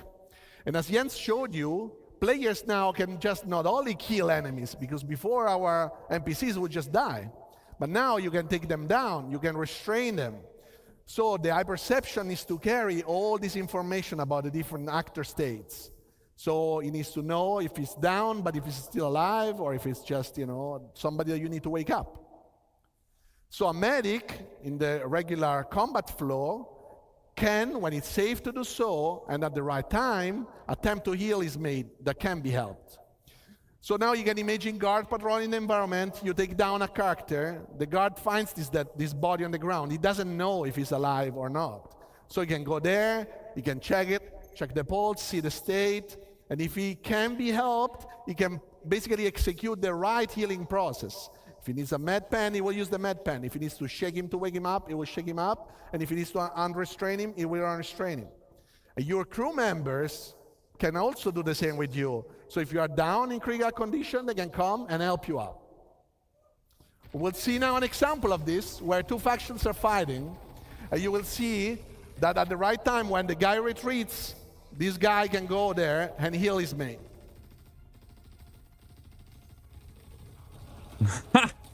Okay, that's beautiful. And obviously, he needs to pick up a new weapon because he just dropped it.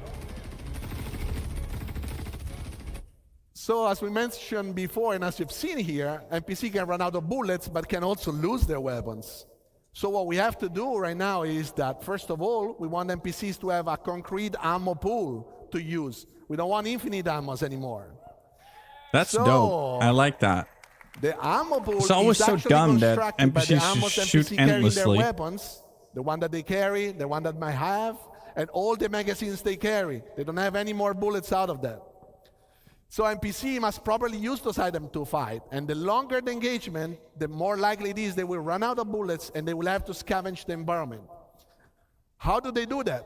It's through the NPC, the usable system, as you've seen with Ines as well, Ines' presentation.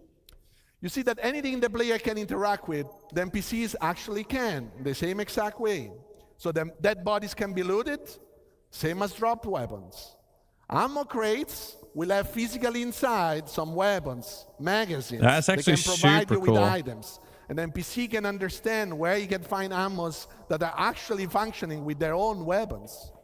And they actually can decide. For example, if it's better to reach an ammo crate and gather some new ammos, or if that is too far or towards the enemy, they can decide to pick up another weapon. So you will see that also already in Pyro, you might see it. And once they decide to do so, obviously they don't have bullets, so they cannot fight you. What they can do, they can also switch to their sidearms. And the sidearms is less effective, obviously, compared to the primary weapon, but it is still better than nothing for them to protect themselves while they go around and they loot the environment. So we'll see here an example where some NPC run out of bullets. Obviously, in this video, we give them a chance to go and loot as well. And this is a proper ammo crate that allows them to get back magazines.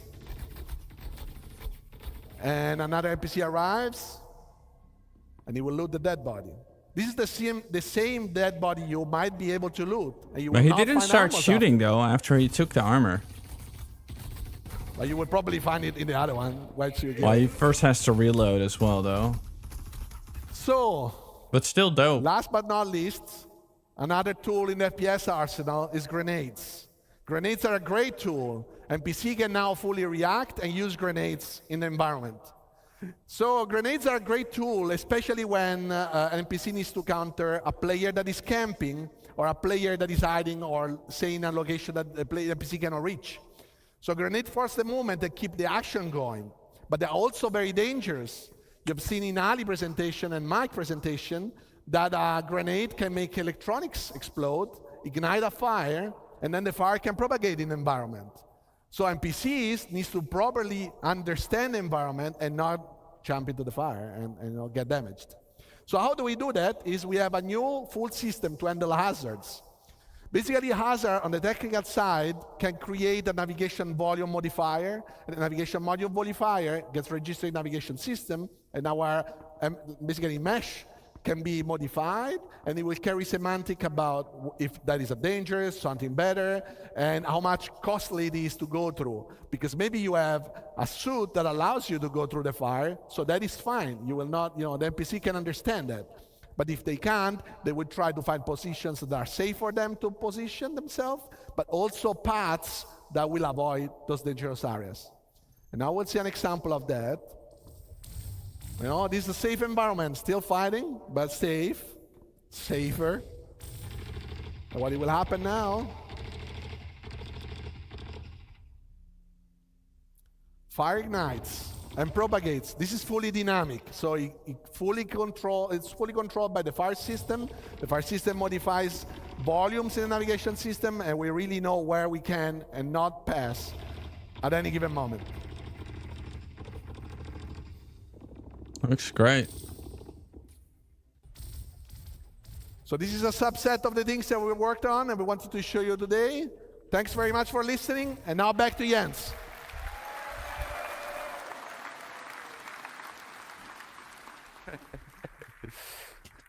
Right, I want to thank Nice Ines, tech demos. I want to thank Zach, and I want to thank Francesco for joining me on stage today.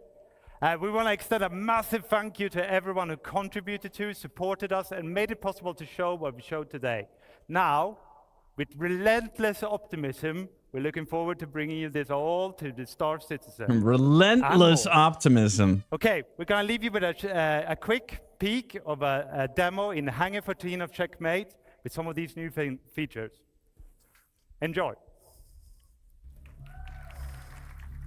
All right, so they're showing a demo with music.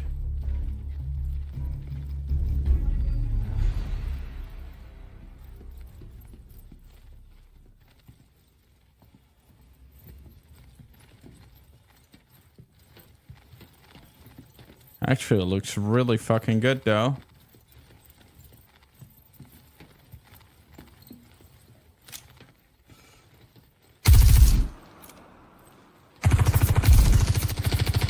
Wait, what happened to this guy? He just slowly fell backwards. Okay, the loot system is nice.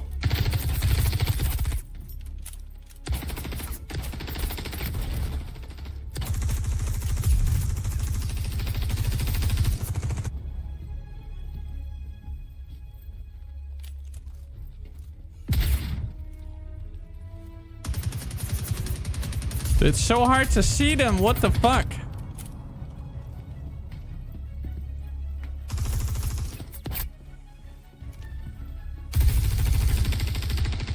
This guy's aim.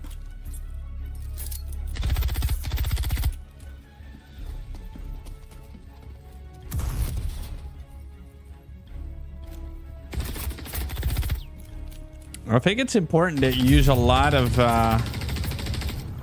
grenades in this game. The sniper sounds incredible. Can you not shoot through the iron?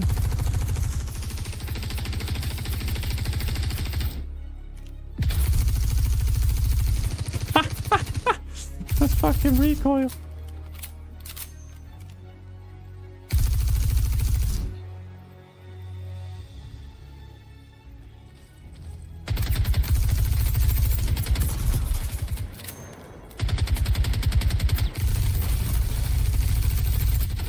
Just threw grenades at him. But it sounds like there's a guy to his right. And he's almost dead.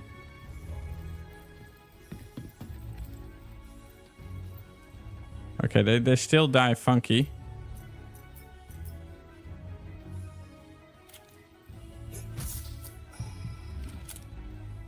Those things almost heal you to full.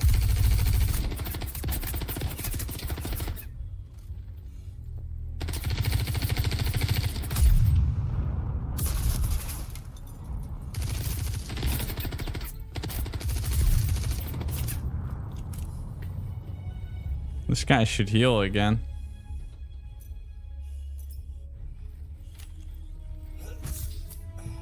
And he does. What a surprise.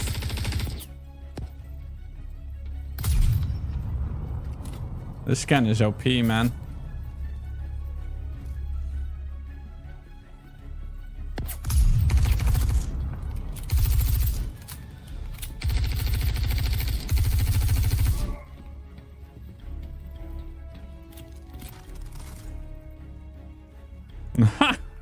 All right, nice little thumb. Right, thank you very much. I urge you all to come and join us in the Pyro Playground pit and have a go at Hangar 13 in Checkmate. It's a really great encounter. Thank you. They're probably going to go on break now, I guess. All right, so that was live from the first person. We're keeping this train running because we got a lunch to get to. Up next is Taking Flight with Yogi, Inez, Taking and more. Flight, nice. Let's get it started. Boop.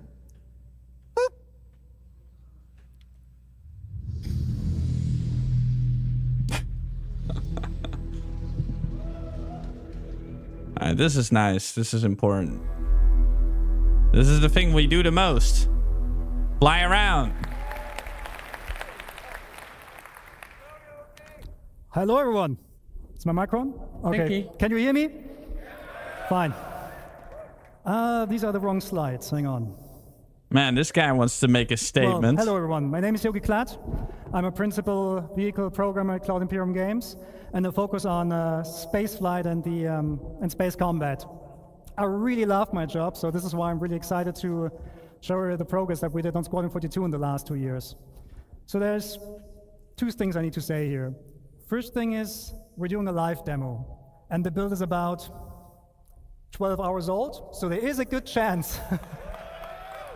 Yeah, man, it's 2023. If he wants to which, have his statement with the rainbow thing, that's fine. It's whatever, man. I mean, if people that get triggered by that are just fucking stupid, who cares? Today. It will be Brent Gunzinger. Gay people and all that shit, it doesn't bother me.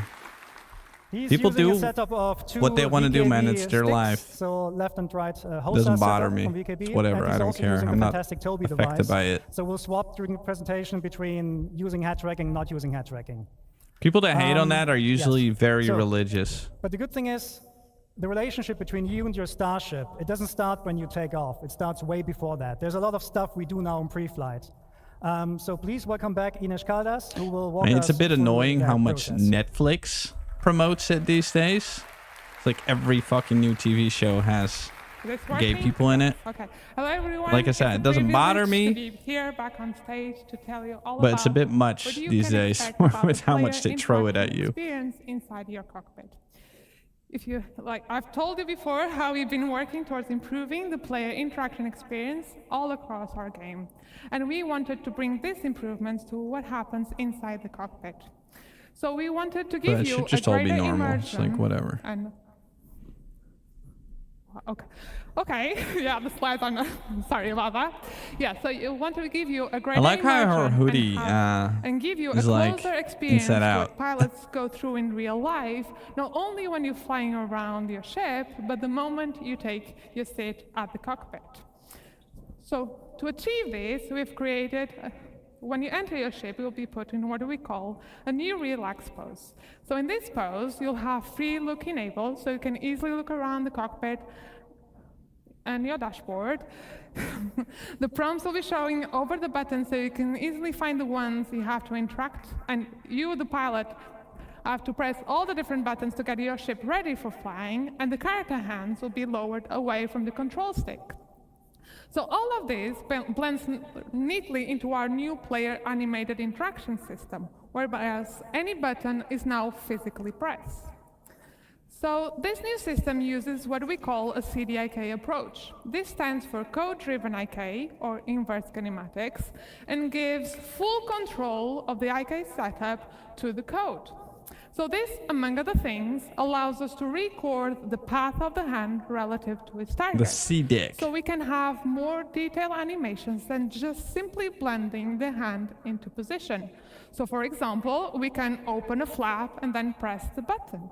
But you know, enough of me talking, let's go jump into the demo and see all of this in action. So now.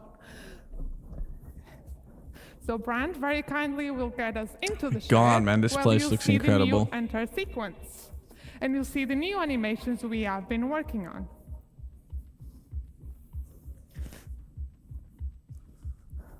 Oh, cockpit's already open.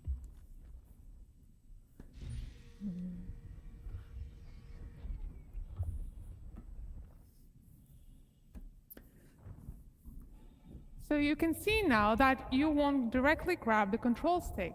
You'll be put on this relax pose with free look enabled. And you can see the different prompts appear over the buttons. So let's get this show started. The new UI is insane. I love it. Ready for flying. So Brand, if you could close the canopy so we don't go flying around with that open. Power our systems. Oh, look at that. And finally, turn our engines. Yeah, so you are now ready for flying. So we will be bringing all of this. I mean, cool, to but all are the we going to ships have that in every fleet. ship? Because not every And ship that's has all for these me. buttons. So please join me in welcoming to the stage Tony to tell you all about the new UI. But yeah, the UI looks insane. Oh, wait, this is a live demo as well, though. So they're actually playing this. Hi, everyone. My name is Tony. I'm Senior UI Programmer here at CIG. And I'm here to explain some of the spoilers that you saw yesterday about our new ship UI. So, are you ready to see the ship UI in action? Right. Bone, play the demo. Brand, continue with the demo. So, as you can see already, this ship has less intrusive UI, with more space to enjoy the stunning vistas that planets can offer, and less cluttered views so you can focus during combat. This also means that the UI elements are now more relevant to the situation, linked to the operator mode. For example, when we change to scan mode, the crosshair has scanning information about your target, and even the MFDs have changed. Some of these elements can be customized, but we'll see more about that later. For this demo, we're showing the UI developed for this Gladius. Basic information related to navigation will always be available on your view, and this Gladius displays all of that with holograms around the dashboard. But other ships may have different layouts and styles, on brand with the manufacturer. For example, the Drake, that makes more affordable ships, rather than fancy and probably expensive holograms, may use physical screens, dials, and light indicators. This dashboard shows your current speed, the remaining afterburn, and some decoys available.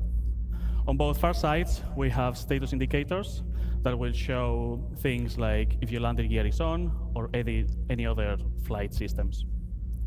Worth mentioning that we have prototyped these for the demo, so right now they're holograms, but on the final design, these are going to be physical screens. On the far left, on the top of the dashboard, we have the indicator of which master mode and operator mode are you on. So let's change that to combat and talk about these new MFDs. So we have reworked all of these MFDs from scratch with brand new views using our UI technology building blocks.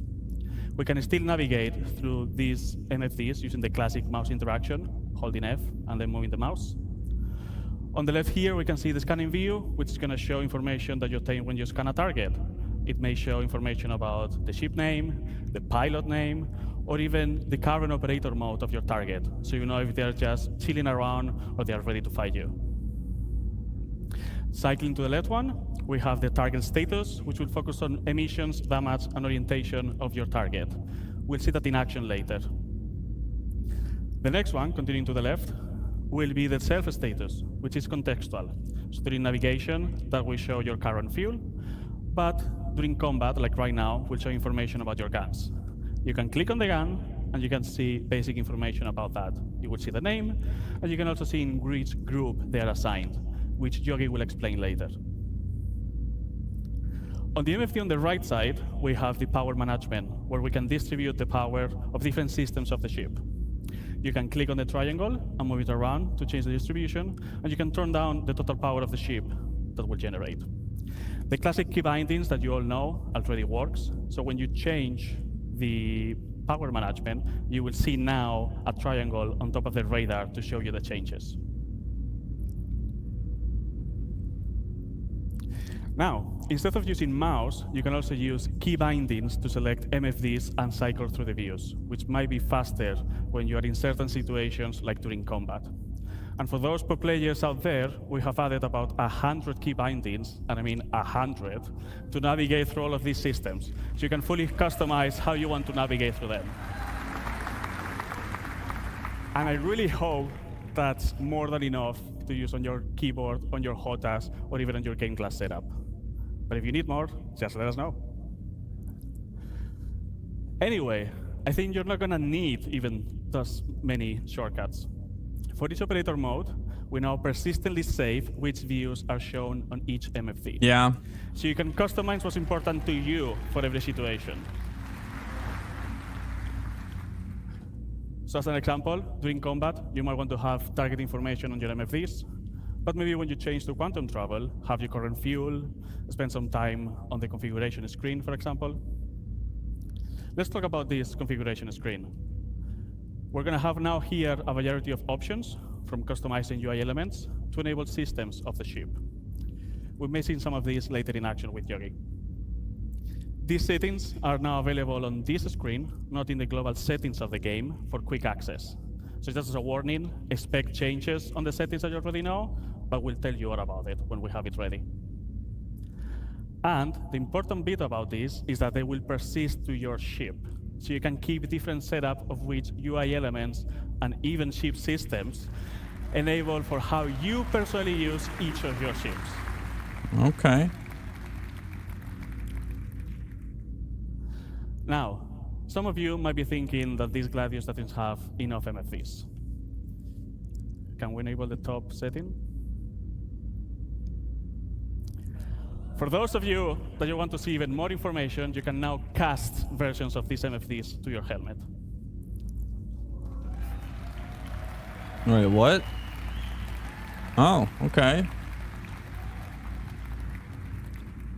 That's cool. For this, you're going to need to equip the appropriate helmet, so it's connected to your ship and I can get all this information. You can use the key bindings, as I mentioned before, so you can select which cast do you want to control and how to cycle through them. So you can pin views that are important to you that will move with your camera. So as you have seen, if you're aiming at the target or if you're moving with your head tracker, those views are going to be always with you. With all these tools, you can customize your experience and have it ready for every situation that you encounter with your ship, always displaying the relevant information to you. So for example, during combat, you may want to have all the UI elements enabled, all the pips, all the crosshairs, so the information of your ship on the physical MFDs, and maybe focus on the target information on your cast, so they're always on your view. But maybe when you go to quantum travel, you can turn those casts off so you can enjoy the vistas. That's all from me. Now we have MFDs ready, and let's bring Yogi back to tell you all about flying your ship. Thank you very much.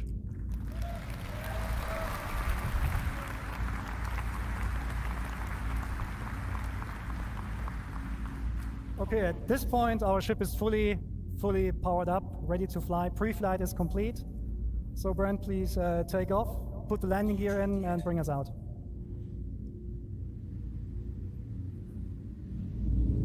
Have you seen the interaction? This is great, isn't it? Okay, so one of the problems we always have in space games is to produce a sense of speed. Space is big, and the sense of speed is always produced by, small things going around you. So although it's not very visible here, the VFX team has actually added space dust, so in the future you can tell where your ship is going, even without looking at instruments. Another thing we're focusing on as well is G-force reactions. So Brent, if you could come to a stop for a second. When your ship is sitting like that, and you strafe left and right, you have these small head motions that basically make your head and your body react to the G-forces they're currently enduring. We're actually increasing them now. We also added rotational G-forces into the mix, so if Brent is now rotating the ship to the left, you also can see that your head is swaying a little bit. Things get a little bit more interesting when Brent is actually taking boost into the mix. So how would that work with head tracking? Forwards, we now added camera shake, we added FOV changes, and this all then plays together with the other things like, it does look very good though. That we have. So overall, the ship should now feel a little bit more reactive than before. The same thing, sorry. Did you see that popping in? At the same time, we reduced the extensions that that look-ahead code is doing. So we basically narrowed it down a little bit so it mixes better with GeForce reactions, so that even when you don't have a head tracker or something like that, it will still feel pretty good. But this is just a minor change. We also improved the flight controls themselves. So take a look at the speed gauge, for example. It's a little bit twitchy today. What that speed gauge is telling you, the number that's currently moving, is what kind of speed goal Brent is actually putting Where? in. If he puts his stick all the way forward, the left one, you will now be able to see and read the number there. RCS to speed and forward momentum. Yeah, that's super twitchy right now. Allows us to bring back the sticky throttle we had pre 3.5, where now, if you play with mouse and keyboard, you can press W and S to increase and decrease your speed and let go of the key, and the ship will not automatically come to a stop. Of course, this is all completely configurable, so you can enable that or not if you want. Oh. I'm just looking at the ray tracing, man. It looks fantastic. Okay, Brent, give me some hard flying now, like blackout and all that. Okay, so another thing we changed to the flight model is that we actually looked at the tricoding exploits. These are really important for PvP and racing players among you, because tri-coding gives us a mathematical problem that we're trying to resolve. On some ships, when you tri-code, you get actually up to 50%. This still needs some work, but it looks good though. Difference actually makes a lot of the ship difference meaningless, so we're cutting back on those. So a first implementation of that is already available in the master mode testing areas in 3.21, I think. How did you like that just now, Marine? Right now, so that it actually is less punishing in future master mode builds. This is actually a current version, so as long as you go roughly forward, Man, the station looks good. From your back. So cool. Okay, so now the biggie in the room. We're talking master modes. Master modes is by far the biggest change we're doing on the ship gameplay. In general, all of your ships will be put into. How did you like when he was like flying and fast? The master mode is affecting basically everything surrounding. Looked a bit weird. The ship itself, the flight model a little bit, but specifically the items and what they do. And there are two master modes we're going to talk today about. One is SCM, which stands for Space Combat Maneuvering, and the other one is Navigation. So let's look into SCM. SCM is the mode that Brent currently has active. So you see the, Brent, can you go into the indication, please, for the master mode? Just point with the mouse there, if you can. Yeah, so this is your current master mode. It says SCM. When you use SCM for basically all the gameplay that is not traversal. Yeah, same. So combat, mining, salvaging, you're using it for that. You have full access to your combat system. Your shields are working, your thruster boost is fully active, your weapons are working. It's the high performance, high alertness mode that you're in. However, we will heavily restrict how fast we can go. We can go with your ship. Okay, Brent, go to full max speed. So this Gladius on max speed and SCM can reach about 225 meters per second. That might seem slow compared to what you have in the Pew right now, but it's still pretty fast. However, you can extend that speed. Brent, if you just go forward and boost. So the Gladius can extend up to 550 meters per second. On this slide here, you can see the speed spaces we're talking about. So if you're just flying around in SCM, which is like the max speed of your ship, you can reach the 225 meters per second. If you boost, you can reach up to 500 or 550. However, that boost space is not spheric.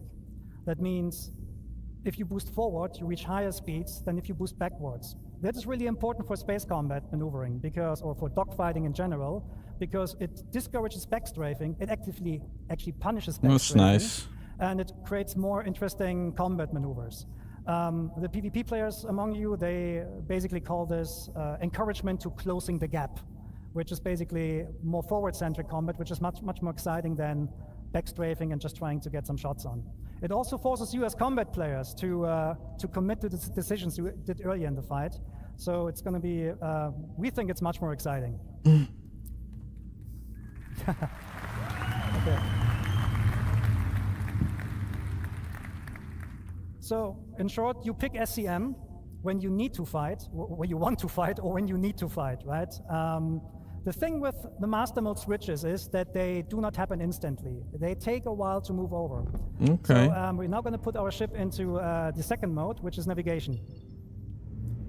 So navigation mode is basically the opposite of SCM.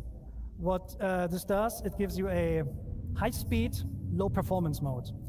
Your shields, they will collapse. Your weapons will not be able to fire. Your defensive systems will not be functional. But you have higher Dude, this speeds. is really cool. So I love that. Reach the speeds of what you have currently in the PU, something, I mean, depending on the ship, sometimes 1,000 meters or 1,400 meters per second. But all your regenerative systems, so regenerating the weapon capacitor, your thruster boost, will be inhibited. So this means when you want to go fast, you need to be very, very careful when you want to swap over. So imagine you're in a fight and you want to escape. You should not do it right away, because if you just swap to navigation mode in the hope to flee, you are being left with no shields. And the first Dude, that's thing nasty that will though. go Your offline shields are when you turned dealing with off. distortion guns is the quantum drive. And that is important, because the quantum drive will spool automatically up when you enter nav mode, and it will then unlock the higher speeds. So this means when you're in nav mode and you're fighting, you're very vulnerable, so you should get out as fast as possible. Luckily, navigation mode not only allows you higher speed, but also gives you access to the new quantum travel experience, which we're going to show in a minute. Oh, So, nice. That is an point that you see there on screen. This is the point where I want to go to. We're actually seeing in-game jump. Before we do that, the I need new to quickly one. explain what this is about. So currently in the PU, when you quantum travel from A to B, you're actually not really moving. You're going on a spline, and you're teleported in every frame along that spline. So there's basically no meaningful gameplay we can add there. The new quantum travel experience is fully physicalized. That's cool. Physics is always on, which means when you quantum travel from A to B, you're actually accelerating using our awesome physics engine. And because it's physicalized, it gives us a lot more meaningful gameplay we can play with. So Brent will start the quantum travel in a second. What will happen then is your quantum drive will initiate the jump. You will see an effect that distorts the space around you, and you will accelerate forward. During the acceleration process, and so this is the time until you actually reach your cruise speed, the ship will experience forces, and you as a player, you're responsible to counter these forces. So there is an element of failure. Okay, Brent, let's show that. What? And take your hands off.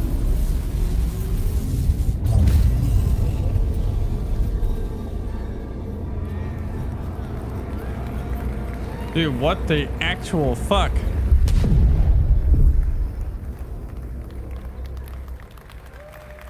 Okay.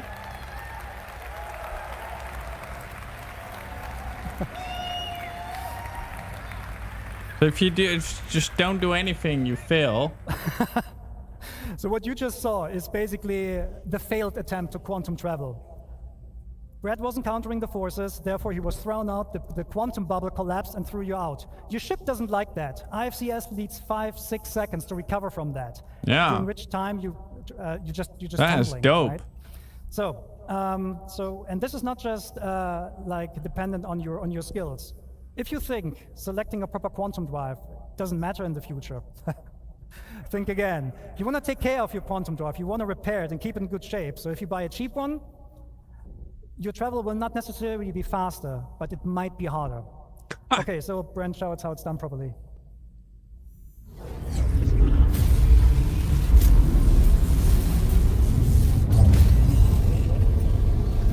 So do you have to keep your ship straight, or like what's the? Yeah, you have to keep your ship straight in the start, I guess, and eventually you're cruising. And that's just bubble locked. The bubble is locked. You can now go hands off.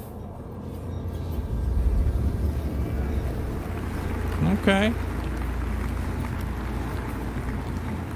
Looks a lot better now, though. Yeah, that... Oh, wow. Okay. Yeah, that looks very cool. Okay, so I love there's that. a second variant of quantum travel, and this is for short-range jumps. Sometimes you jump somewhere or you go somewhere, and you see the next point of interest. So is like much better. 1,200 kilometers away. We're not going to force you anymore to travel that by hand. You will use a technique called quantum boosting. It's a quantum-based short-range jump for like something between a couple of 100 kilometers to like 30,000 kilometers or so. When you use quantum boosting, the process is practically the same, but the quantum bubble will not stabilize itself, so you need to be hands-on for the whole time, and the speeds are naturally, well, slower, but it's not slow, it's still quantum traveling, right? Okay, so Brent, can you boost to, oh, reinforcement needed. Yeah, let's go there, let's boost. Oh, actually, sorry. Thank you. Okay, so what Brent is currently showing That here is so dope. is, I think I forgot to mention, quantum boosting works in every direction. You That don't need is- nav points. That is wonderful. I really hated the nav point jumping. Brent is awesome, thank you. Okay, so now... It gives so please much boost freedom. to reinforcements needed. So if there's nav point and you boost, your quantum travel system will pick that nav point to go to. Welcome to Pyro 3.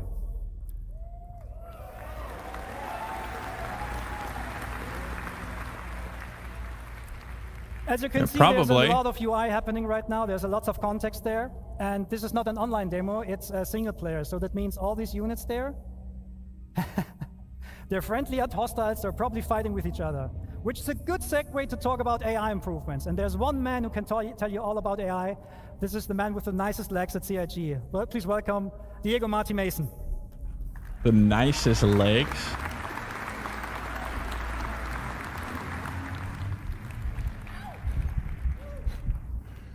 So who's excited to see the new AI changes? I guess he's just really tall. Hi everyone, as Yogi said, my name is Diego Marty Mason and I am the AI programmer focusing on the fly combat. Over the past year, we've been working on delivering a thrilling experience to the AI encounters. Let me first walk you through our journey.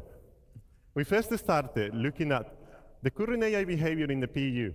We quickly realized how uniform fighting was and how we were not using all of the tech available to us to make a more interesting experience.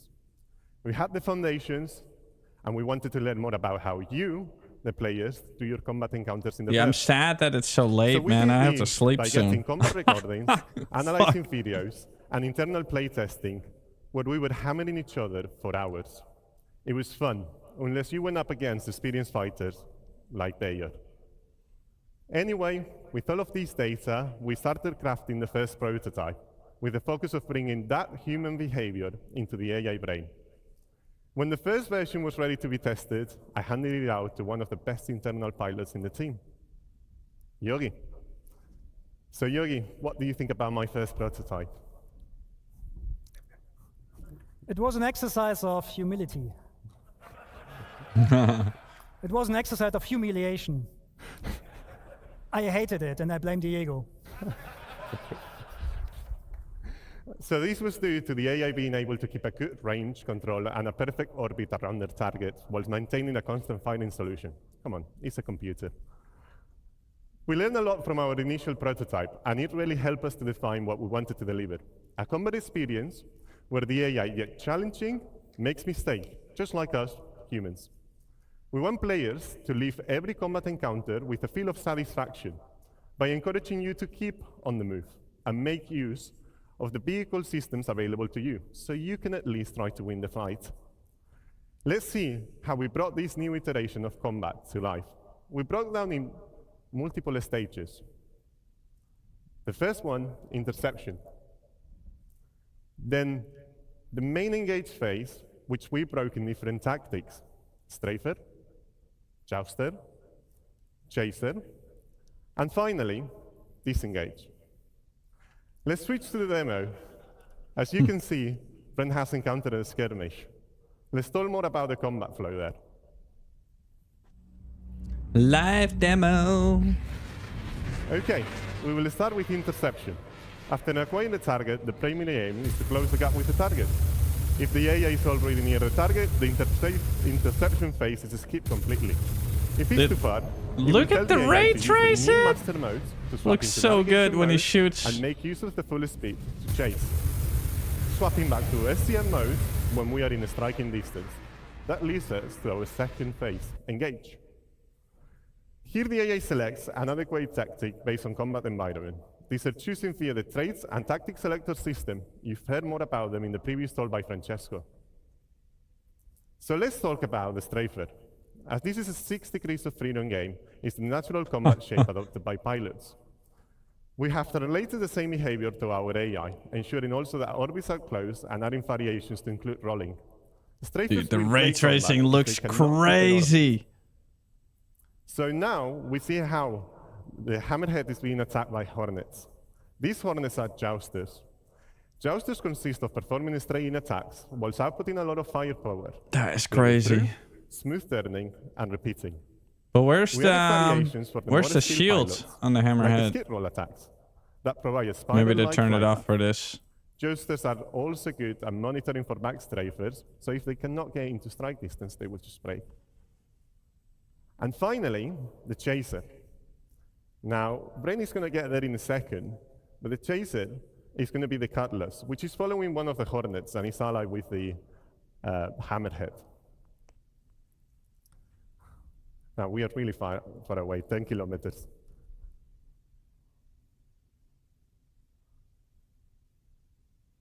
So the chaser, it will try to always stay on the target 6.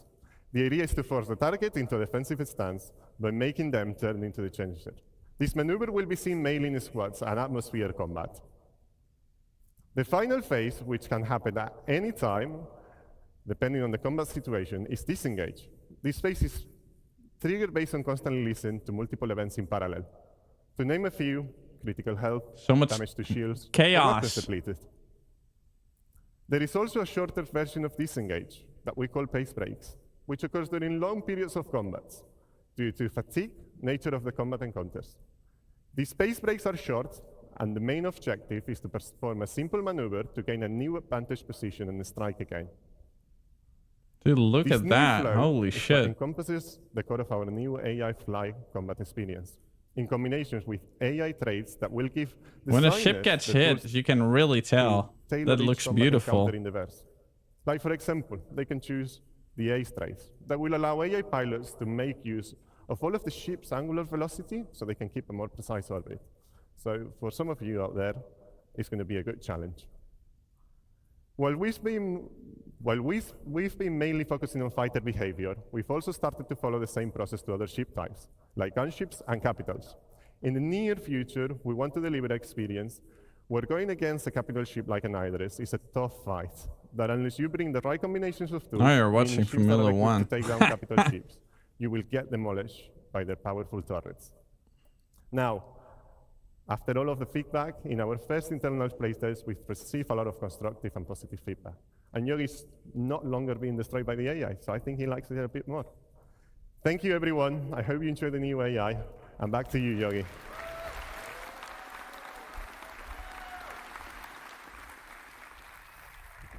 Thank you, Diego. Okay, so now we're going to talk about, we heard about how AI makes my life hard. Now let's talk about how to return the favor. We're talking weapons. So, the weapon and aiming systems and squadrons, they went through a lot of changes. I can only mention a couple of them, so I will go through them relatively quickly. First thing on our to-do list is basically weapon tuning. At the moment, almost all weapons in the PU are practically the same. In Squadron, that's not the case. Almost all weapons have different properties. They have like different projectile velocities, different DPS numbers. But they're not just different in terms of these numbers. They also feel different. Remember the cinch cannons from like a couple of years ago? The whole game is changing. They were very powerful drastically, weapons, but they were extremely easy to use, Everything. which made them meta weapons. So we're going to bring the cinch cannon back, but we make sure that the amount of work you put into these cannons in order to employ them is on par with the other guns. So there's a lot of stuff that we're going to do to make sure that weapons have a lot of pros and cons and avoid meta. Specifically for this build, Brent is equipped with a I think a close and runner laser repeater. Can you fire it once? Yeah. And the other weapon he has is he has 2 weapons on the wings, which are Gats cannons, size 3. With 1 push, they're actually firing 2. So we're also gonna have burst weapons and so on. Okay, cool. So a problem we have in space games is controlling the engagement ranges, because we want to bring the fights close. But the problem is that, well, how do I put this? Weapons usually, in order to bring them close, what the game devs usually do is they just restrict the ranges. Like in the PU, a lot of the weapons have exactly a range of 1,400 kilometers, which means often the fights occur at 1,399 meters. This is not a good way for us to control the weapons. And we tried out things like damage fall off, so that bullets get more damaging the closer you are. But the problem there is, how do you communicate that to the player? So we're going to do a couple of different things with that in the future. Let's see when the graph comes on. Okay, so show of hands or show, which of you has an Ares? Okay. As an Ares pilot, you might know the following problem. You have a target. You're going to aim at it. And then you... What the... Okay. I need to go back. Okay, there's actually some stuff not there anymore. I don't know. What happens when you aim with your crosshair over the pip? is that you actually not aiming at the pip. The legacy system gives you a pip which does not show you where the weapon needs the pip. The new aiming system actually produces the pips based on where the weapon sees them and reprojects them on the target. That means the aiming information you're getting is actually much, much more precise. And this is a very interesting, sorry, I said the completely wrong thing. I'm sorry, I'm nervous. Okay. Controlling weapon ranges, sorry. I'll do it now, sorry. Yo, Tipo. Good to see you, man. Okay, sorry. Okay, controlling ranges. In the future, all the weapons will get much longer ranges. Size 1 weapons will fly to up to 5 or 6 kilometers before the despawn. The way how we do this, how we do this is we're adding spread. Because spread is for us is a very good indication on how to control the ranges. This is not a one-to-one relationship there, so don't worry, you won't get like spread with like 20 degrees offset or something like that. Don't worry. I'm good. Right? But if we I should stream more often again, man. My community died, with the sadly. size, we know when the weapon is in range. But the diehards are still here. When you actually are close enough so that the majority of your hits can hit. I'm actually excited for Star Citizen again with this CitizenCon. It's actually insane what they're showing. So Brent, let's go back to the demo. If you get a green pip and a green crosshair, it means you have a high chance of your weapons hitting the target. If Brent takes a little bit of a step back and waits until the pips and the crosshair turn red, this does not mean that the ship is out of range. You can still hit it, but you might waste bullets. This also has the benefit that, I'm not sure if you saw that before, but if you look at how many bullets are in the air, you're actually getting a lot of bullets, a lot more bullets, and it just looks a lot better. Okay, Brent, just kill these guys now. Bam!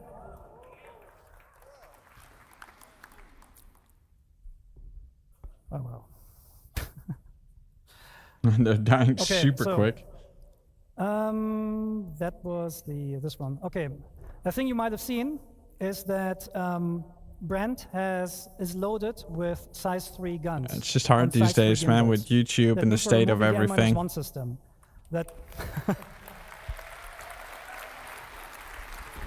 The reason for that is the original intention of like controlling the performance between joystick and mouse players just didn't work out, and the new aiming system is flexible enough to deal with these differences. So we're just removing it and keep going. So, next point.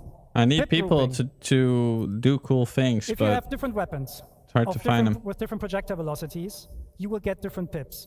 Because merging the pips makes no sense for us anymore, because the weapons are gonna have YouTube used to be amazing, man. I would have like 200 viewers, but they got rid of gaming.youtube, sadly. So let's talk a bit about pip optimizations here. And YouTube was fantastic. Again, who is an Aries? If you aim at your target, you get a pip, right? Your Aries owners know that. You aim at the pip, you shoot, you miss. And this is because the pip is not being shown where you need it. In the future, we're actually offsetting the pip where the weapon sees it and then reproject this onto the crosshair. Like that. And when you then hit, you hit. No, when you then shoot, you hit. Okay, but you have two sides. And this is, of course, also communicated by the aiming system. So when the pips turn green and when the crosshair turns green, just shoot. Okay, so now to the actual best part. We cannot take down this hammerhead. It's too big for us. But we can cripple it. The weak points on the hammerhead are the turrets. The way we're going to do this in the future is with precision targeting mode. Brent? Enable precision targeting mode? I am back. There we go. Welcome back. Precision targeting mode. Look at this. What this does, it does 3 things. You get this full zoom on the target. You get a lower RPM of your weapons, which increases or decreases the spreads for more precision. And you get the painting mechanic. Anywhere where you put your crosshair on that ship, it will tell the gimbal system where to aim at. So if Brent now attacks the turrets, your aiming system will automatically lead the shots. Aimbot. Easy kills. Bam. 1 turret down. That looks fantastic though. But yeah, I mean, this is all single player. Okay, so this hammerhead now understood that it's not good, that doesn't stand a chance right now, but this will be the way how you in the future will fight against sub-targets and so on. The good thing about this, it also works even without painting the target directly, so you can do very, very precise warning shots, and there's no aim assist that kind of like destroys your aiming processes. Okay, so the fight is now over. Sorry, I need to rush this. Which is still the best TPO?